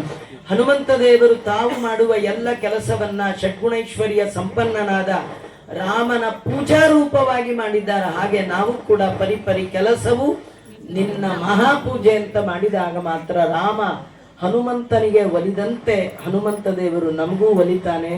ಹನುಮನ ಒಲುಮೆ ಆಯಿತು ಅಂದ್ರೆ ರಾಮ ಹೇಳ್ದೆ ಕೇಳದೆ ಹನುಮಂತನ ಹಿಂದೆ ಬಂದ್ಬಿಡ್ತಾನೆ. ಎತ್ರ ಎತ್ರ ರಘುನಾಥ ಕೀರ್ತನಂ ತತ್ರ ತತ್ರ ಕೃತಮಸ್ತಕಾಂಜಲಿ. ಎಲ್ಲಿ ಹನುಮ ಅಲ್ಲಿ ರಾಮ, ಎಲ್ಲಿ ರಾಮ ಅಲ್ಲಿ ಹನುಮ. ಎಲ್ಲ ಆಯ್ತು ರೀ, ರಾಮದೇವ್ರ ಪಟ್ಟಾಭಿಷೇಕನೂ ಆಯ್ತು, ಸೀತೆ ಬಂದ ಎಲ್ಲ ಆಯ್ತು. ರಾಮ ಹೇಳ್ತಾನೆ ಇವತ್ತು ನಾನು ಪಟ್ಟಾಭಿಷಿಕ್ತನಾಗ್ತಾ ಇದ್ದೇನೆ ಅಂದ್ರೆ ಇದಕ್ಕೆಲ್ಲ ಮೂಲ ಕಾರಣ ನಮ್ಮ ಹನುಮ ಅಂತ ಹನುಮಂತನ್ ಕರೆದ. ಅದು ಪಟ್ಟಾಭಿಷೇಕದಲ್ಲಿ ಎಲ್ಲರಿಗೂ ಪ್ರೆಸೆಂಟೇಶನ್ ಕೊಟ್ಟ ರಾಮ. ಕೊಟ್ಟ ಮೇಲೆ ಕಡೆಗೆ ಮ್ಯಾನ್ ಆಫ್ ದಿ ಸೀರೀಸ್ ಅಂತ ಕೊಡ್ತಾರೆ. ಮ್ಯಾನ್ ಆಫ್ ದಿ ರಾಮಾಯಣ ಯಾರು ಕೊಡಬೇಕು ಅಂತ ನೋಡುವಾಗ ಹನುಮಂತ ದೇವನ ಕರೆದು ನಿನಗೆ ಕೊಡಬೇಕು ಅಂತ ಹೇಳಿ ಕೊಡುವಾಗ ಅವನ ಆಡಿದ ಮಾತುಗಳು, ನಿನ್ನಿಂದಾಗಿ ರಾಜ್ಯ, ನಿನ್ನಿಂದಾಗಿ ಹೆಂಡತಿ ಸಿಕ್ಕಿದ್ದು, ನಿನ್ನಿಂದಾಗಿ ನನ್ನ ತಮ್ಮ ಸಿಕ್ಕಿದ್ದು, ನಿನ್ನಿಂದಾಗಿ ನನ್ನ ಭರತ ಚಿತೆಗೆ ಹಾರ್ತಿದ್ದ, ನೀನು ಬಂದು ಹೇಳಿದ್ದಕ್ಕೆ ಅವನು ಉಳ್ದ, ನೀನಿಲ್ದೇ ಇದ್ರೆ ನಾನಿಲ್ಲ ಅಂತ ಹೀಗೆಲ್ಲ ಬೇಕಾದ ಹೇಳ್ದ. ಮಣಿಮಂಜುಮಾಲಾ ವ್ಯಾಜೇನ ದೀರ್ಘಾಂ ಕರುಣಾಂಬ ಬಂಧ. ಒಂದು ಮುತ್ತಿನ ಮಾಲೆಯನ್ನ ಅವನು ಕೊರಳಿಗೆ ಹಾಕ್ಬಿಟ್ಟ. ದೀರ್ಘವಾಗಿ ಅವನನ್ನ ಆಲಿಂಗನ ಮಾಡಿಕೊಂಡು ಭಗವಂತ ಹೇಳ್ತಾ ಇದ್ದಾನೆ, ನೀನು ಮಾಡಿದ ಒಂದೊಂದು ಉಪಕಾರಕ್ಕೆ ನಾ ಏನ್ ಕೊಡ್ಲಿ ಹನುಮ ನಿನಗೆ? ತುಂಬಾ ಕೆಲಸ ಮಾಡಿದ್ಯಾ, ನೀ ಮಾಡಿದ್ದಕ್ಕೆಲ್ಲ ಕೊಡ್ಲಿಕ್ಕೆ ಈಗಾಗಲ್ಲ. ಯಾವ್ದಾದ್ರೂ ಒಂದು ಕೆಲಸಕ್ಕೆ ನನ್ನ ಹತ್ರ ಇರುವಂತ ಒಂದು ಅಮೂಲ್ಯವಾದ ವಸ್ತುವನ್ನ ನೀನು ಕೊಟ್ಬಿಡ್ತೀನಿ, ಇನ್ ಮಿಕ್ಕಿದ್ದಕ್ಕೆಲ್ಲ ನಾನು ನಿನಗೆ ಋಣಿಯಾಗಿರ್ತೀನಿ ಅಂತ ರಾಮ ಅಂತ. ನೀನು ಒಂದೇ ಒಂದು ಕೆಲಸಕ್ಕೆ ಒಂದು ಅಮೂಲ್ಯವಾದ ವಸ್ತು ಕೊಡ್ತೀನಿ ಎಂದಾಗ ಎಲ್ಲ ಕಪಿಗಳು ಹೀಗೆ ಬಗ್ಗೆ ಏನ್ ಕೊಟ್ಬಿಡ್ತಾನೋ ಏನ್ ಕಪಿ ರಾಮ, ಏನು ವ್ಯಾಲ್ಯೂಬಲ್ ಇದೆಯೋ ಅವನ ಹತ್ರ, ಏನು ಉಂಗುರ ಕೊಟ್ಬಿಡ್ತಾನೋ ವಾಚ್ ಕೊಟ್ಬಿಡ್ತಾನೋ, ನೋಡ್ತಾ ಇದ್ದಾರೆ. ಆ ಸಂದರ್ಭ ರಾಮ ಏನೂ ಕೊಡ್ಲಿಲ್ಲ. ರಾಮ ಹನುಮಂತನಿಗೆ ಹೇಳ್ತಾನೆ, ಈ ನನ್ನ ದೇಹಕ್ಕಿಂತಲೂ ಅಮೂಲ್ಯವಾದ ಒಂದು ವಸ್ತು ಇಲ್ಲ, ಇದನ್ನೇ ನಾನು ನಿನಗೆ ಕೊಟ್ಟು ಬಿಡ್ತೀನಿ ಅಂತ ಹೇಳಿ ರಾಮದೇವರು ತನ್ನನ್ನೇ ತಾನು ಯಾರು ಕೊಟ್ಟ? ಹನುಮಂತನ ಕೊಟ್ಟ. ನಿಮ್ಗೆ ಯಾಕೆ ಗೊತ್ತಾಯ್ತು ಆಚಾರ್ಯ ಅಂದ್ರೆ, ಹನುಮ ಪುರಂದರ ವಿಠಲನ ದಾಸ. ಪುರಂದರ ವಿಠಲ ಎಲ್ಲಿ ವಾಸ? ಹನುಮನಲ್ಲೇ ವಾಸ. ಪುರಂದರ ವಿಠಲನಿಗೆ ಸ್ವಂತ ಮನೆ ಇಲ್ಲ. ಎಲ್ಲಿರ್ತೀರಿ? ಆ ಹನುಮಂತನ ಒಳಗೆ ಇದ್ದು ಬಿಡ್ತೀನಿ. ಅಂದ್ರೆ ಇವತ್ತು ನೀವೇನ್ ಹನುಮಪ್ಪನ್ ನೋಡ್ತಾ ಇದ್ದೀರಿ, ಇದರ ಒಳಗೆ ಯಾರಿದ್ದಾರೆ? ರಾಮಚಂದ್ರ ದೇವರು. ಅಂದ್ರೆ ಮುಖ್ಯ ಪ್ರತಿಮೆ, ಭಗವಂತನಿಗೆ ಮುಖ್ಯ ಪ್ರತಿಮೆ ಯಾರು ಅಂದ್ರೆ ಹನುಮಂತ ದೇವರು. ಅದಕ್ಕೆ ಮಂತ್ರಾಲಯ ಪ್ರಭುಗಳು ಎಲ್ಲಿ ಬೃಂದಾವನ ಮಾಡ್ಕೊಂಡ್ರು ಅಲ್ಲಿ ದೇವರ ಪ್ರತಿಮೆ ಇಲ್ಲ. ವಾಯುದೇವರ ಪ್ರತಿಮೆ ಇದ್ರೆ ಅಲ್ಲಿ ದೇವರು ಬಂದ ಅಂತಾನೆ ಅರ್ಥ. ಆಭಾಸಕ ಪವನ ಅಂತ ಮಧ್ವಾಚಾರ್ಯರು ಭಗವಂತನ ಪ್ರತಿಬಿಂಬ, ಮುಖ್ಯ ಪ್ರತಿಬಿಂಬರು. ನಾವೆಲ್ಲ ಪ್ರತಿಬಿಂಬರೇ. ಬಿಂಬೋಸಿ ಪ್ರತಿಬಿಂಬೋಸ್ಮಿ. ನಮಗೆ ಬಿಂಬರೂಪಿ ಪರಮಾತ್ಮ, ನಾವೆಲ್ಲ ಅವನಿಗೆ ಪ್ರತಿಬಿಂಬರು. ಆದ್ರೆ ಭಗವಂತನಿಗೆ ಮುಖ್ಯ ಪ್ರತಿಬಿಂಬ ಯಾರು ಅಂದ್ರೆ ಒಳಗಿರುವಂತಹ ಹನುಮಂತ ದೇವರು. ನೀವೆಲ್ಲ ಪುಣ್ಯಾತ್ಮರು. ವ್ಯಾಸರಾಜರಿಂದ ಪ್ರತಿಷ್ಠಿತವಾದಂತಹ ಅದ್ಭುತವಾದ ಪ್ರಾಣದೇವರು. ತುಂಬಾ ನೋಡ್ಲಿಕ್ಕೆ 2 ಕಣ್ಣು ಸಾಲದು. ಸುಂದರ ಮೂರ್ತಿ, ಮುಖ್ಯ ಪ್ರಾಣ. ಅವನ ದರ್ಶನ ಮಾಡಿಸಿದ್ರಿ ನೀವೆಲ್ಲ ಸೇರಿ. ನನಗೆ ನಮ್ಗೆ ಯಾರೋ ಕರೆದ್ರು, ಕರೆದವ್ರು ಯಾರು ಕರೆದ್ರು. ಆ ದರ್ಶನ ಆಯ್ತು. ಇಲ್ಲ ನನ್ನ ಪಟ್ಟು ಊಟ ಮಲಗ್ಬಿಡ್ತಿದ್ದೆ. ಬೇಡ, ಎಷ್ಟು ದೂರದಿಂದ ಬಂದಿದ್ಯಾ, ಬಾ ದರ್ಶನ ಮಾಡು ಅಂತ ಕರೆಸಿದ್ರು. ನಮ್ದು ವ್ಯಾಸರಾಜ ಮಠ. ನಮ್ಗೆ ಆ ವ್ಯಾಸರಾಜರಂದ್ರೆ ಒಂದು ರೀತಿ ತುಂಬಾ ಆನಂದ. ಯಾಕಂದ್ರೆ ಈಸು ಮುನಿಗಳು ಇದೇನು ಮಾಡಿದರು? ವ್ಯಾಸ ಮುನಿ ಮಧ್ವ ಮತವ ಉದ್ಧರಿಸಿದ. ಹೇಗೆ ಅಂದ್ರೆ 732 ಪ್ರಾಣದೇವರನ್ನು ಪ್ರತಿಷ್ಠೆ ಮಾಡಿದ್ದಾರೆ. 732 ಪ್ರಾಣದೇವರು ಅಂದ್ರೆ ಏನ್ರಿ? ನಾವ್ 2 ಪ್ರಾಣದೇವ್ರಿಗೆ ಒಂದು ತಮ್ಗೆ ನೀರು ಹಾಕಕ್ಕೆ 7 11 ಗೋಳು. ಅಷ್ಟೇ ಅಲ್ಲ, ಅವ್ರು ಎಲ್ಲೆಲ್ಲಿ ಪ್ರತಿಷ್ಠೆ ಮಾಡಿದ್ದಾರೆ ಎಲ್ಲ ಜಾಗೃತ ಕ್ಷೇತ್ರ. ಅಷ್ಟೇ ಅಲ್ಲ, ನೀವು ಪೂಜೆ ಮಾಡಿದ್ರು ಜಾಗೃತ, ಮಾಡದಿದ್ರು ಜಾಗೃತ. ನಿಮ್ ಪೂಜೆನ್ ಪ್ರಾಣದೇವ್ರು ನಂಬ್ಕೊಳ್ಳೋದೇ ಇಲ್ಲ. ಅವ್ರು ಒಂದ್ ದಿವಸ ಪೂಜೆ ಮಾಡಿ ಬಿಟ್ಬಿಟ್ಟಿದ್ದಾರೆ ವ್ಯಾಸರಾಜರು. ಪ್ರತಿಷ್ಠೆ ಮಾಡಿದ್ದಿನ ಅವ್ರು ಸ್ಪರ್ಶ ಮಾಡಿ ಬಿಟ್ಟುಬಿಟ್ಟಿದ್ದಾರೆ. ಮಗುದ ಹನುಮಪ್ಪ ಅಂದ, ಇನ್ನ ನಾನು ಇರೋವರೆಗೂ ಯಾರು ಪೂಜೆ ಮಾಡ್ಲಿ ಬಿಡ್ಲಿ, ನೀವು ಮಾಡಿದಾರಲ್ಲ ಸಾಕು ಹೋಗಿ ಅಂತ. ಪ್ರತಿಮಾಯಾಂತು ಸಾನ್ನಿಧ್ಯಂ ಅರ್ಚಕಸ್ಯ ತಪೋಬಲಾತ್. ಅರ್ಚಕ ಅಂದ್ರೆ ಪ್ರತಿಷ್ಠಾಪಕ ಅಂತ. ಅದನ್ನ ಪ್ರತಿಷ್ಠೆ ಮಾಡಿದವರ ತಪಸ್ಸಿನ ಬಲದಿಂದ ಎಲ್ಲೆಲ್ಲೆಲ್ಲೆಲ್ಲಿ ವ್ಯಾಸರಾಜ ಪ್ರತಿಷ್ಠಿತ. ಬೆಂಗಳೂರಿನಲ್ಲಿ ನೀವು ಕೇಳಿರ್ಬೇಕು ಗಾಳಿ ಹನುಮಂತ ಅಂತ, ವ್ಯಾಸರಾಜ ಪ್ರತಿಷ್ಠಿತ. ಕೆಂಗಲ್ ಹನುಮಂತ ಅದು ವ್ಯಾಸರಾಜ ಪ್ರತಿಷ್ಠಿತ. ಎಲ್ಲೆಲ್ಲಿ ಅತ್ಯಂತ ಪ್ರಸಿದ್ಧವಾದ ಪ್ರಾಣದೇವರು ಈ ಭೂಮಂಡಲದಲ್ಲಿ ಭರತಖಂಡದ ಒಳಗೆ ಕರ್ನಾಟಕ, ತಮಿಳುನಾಡು, ಆಂಧ್ರದಲ್ಲಿದೆ. 190 ವ್ಯಾಸರಾಜರು ಪ್ರತಿಷ್ಠೆ ಮಾಡಿರ್ತಾರೆ.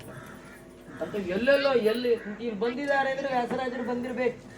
ವ್ಯಾಸರಾಜರು ಬರದೆ ಪ್ರತಿಷ್ಠೆ ಮಾಡ್ಲಿಕ್ಕಿಲ್ಲ. ಮತ್ತು ಆಚಾರ್ಯರು ಈ ಜಾಗಕ್ಕೆ ಬಂದಿದ್ರು ಅನ್ನುವ ಪ್ರತೀತಿಯನ್ನ ಯಾರೋ ಹೇಳ್ತಾ ಇದ್ರು. ಬಂದಿರ್ಬೋದು, ಯಾಕಂದ್ರೆ ಅವರದೇ ಒಂದು ಅವತಾರ. ಆದ್ರಿಂದ ಇಂತಹ ಪವಿತ್ರವಾದ ಕ್ಷೇತ್ರದಲ್ಲಿ ವಾಯುದೇವರ ಬಗ್ಗೆ ಒಂದು 2-3 ಮಾತನ್ನ ಹೇಳುವ ಸೌಭಾಗ್ಯ ಭಗವಂತ ನನ್ನ ಪಾಲಿಗೆ ನಮ್ಮ ಹಿರಿಯರ ಪುಣ್ಯದಿಂದಾಗಿ ಇವತ್ತು ಬಂದಿತ್ತು.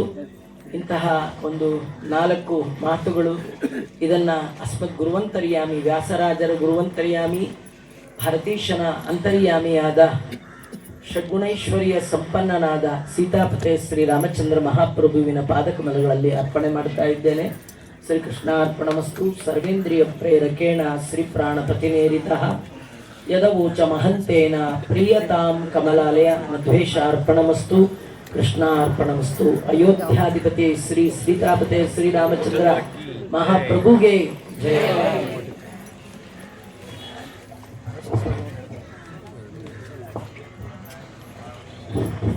ಇಲ್ಲಿಯವರೆಗೆ ಅದ್ಭುತವಾಗಿ ಆಚಾರ್ಯರು ನಮ್ಮನ್ನೆಲ್ಲ ಈ ವಾಯುದೇವರ ಮಹಿಮೆ, ಆ ವಾಯುದೇವರ ಮಹಿಮೆಯೊಳಗೆ ಪರಮಾತ್ಮ ಮತ್ತು ಶ್ರೀರಾಮಚಂದ್ರ ಸೀತಾದೇವಿಯರ ವಿಷಯ ಎಲ್ಲ ಈ ಸುಂದರಕಾಂಡದ ವಿಷಯ ಕುರಿತು ಬಹಳ ಅದ್ಭುತವಾಗಿ ಪ್ರವಚನ ಮೂಲಕವಾಗಿ ಜ್ಞಾನವನ್ನು ನೀಡಿದ್ದಾರೆ.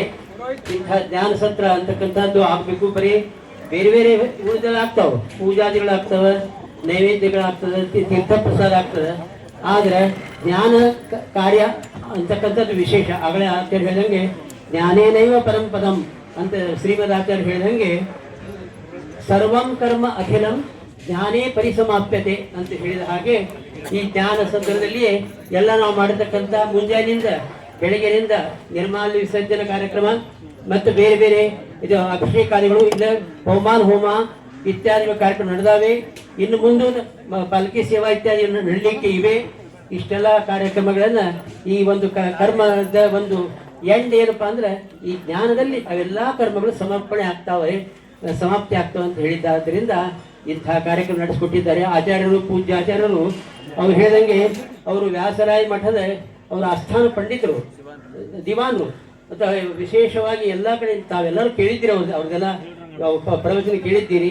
ಅಂತಹ ಬಹಳ ಆನಂದ ಆಗ್ತದೆ. ಅಂತಹ ಆನಂದ ಸ್ವಸ್ವರೂಪಾನಂದ ಆವಿರ್ಭಾವನೆ ಆಗಬೇಕು, ಆ ಥರ ಆಚಾರ್ಯರು ಕೊಟ್ಟಿದ್ದಾರೆ. ಇಂತಹ ಆಚಾರ್ಯರಿಗೆ ನಮ್ಮ ಅದಕ್ಕಿಂತ ಮುಂಚೆ ಇನ್ನೂ ಸ್ವಲ್ಪ ಕಾರ್ಯಕ್ರಮ ಮಾತಾಡ್ತಿದ್ದಾರೆ. ಆ ಆಚಾರ್ಯರಿಗೆ ನಮ್ಮ ಈ ಮುಳುಗೊಂದು ಪರಿವಾರದ ಪರವಾಗಿ ಹಾಗೂ ಸಮಸ್ತ ಭಗವದ್ಭಕ್ತರ ಪರವಾಗಿ ಅವರಿಗೆ ಅನಂತ ನಮಸ್ಕಾರ ಪೂರ್ವಕ ಅನಂತ ಕೃತಜ್ಞತೆಗಳನ್ನು ಸಲ್ಲಿಸ್ತಾ ಇದ್ದೇನೆ. ಅದಕ್ಕಿಂತ ಪೂರ್ವದಲ್ಲಿ ಈಗ ವೇದವ್ಯಾಸ ದೇವರ ಪೂಜೆ ಆಗ್ತದೆ. ಅದಕ್ಕಿಂತ ಮುಂಚೆ RSSನ ಒಂದು ಇವರು ವಿಶೇಷ ಪ್ರಮುಖರು ಬಂದಿದ್ದಾರೆ. ಅವರು ಕೂಡ ಒಂದೆರಡು ಮಾತುಗಳನ್ನು ಅವರು ಹೇಳಲಿಕ್ಕೆ ಇದ್ದಾರೆ.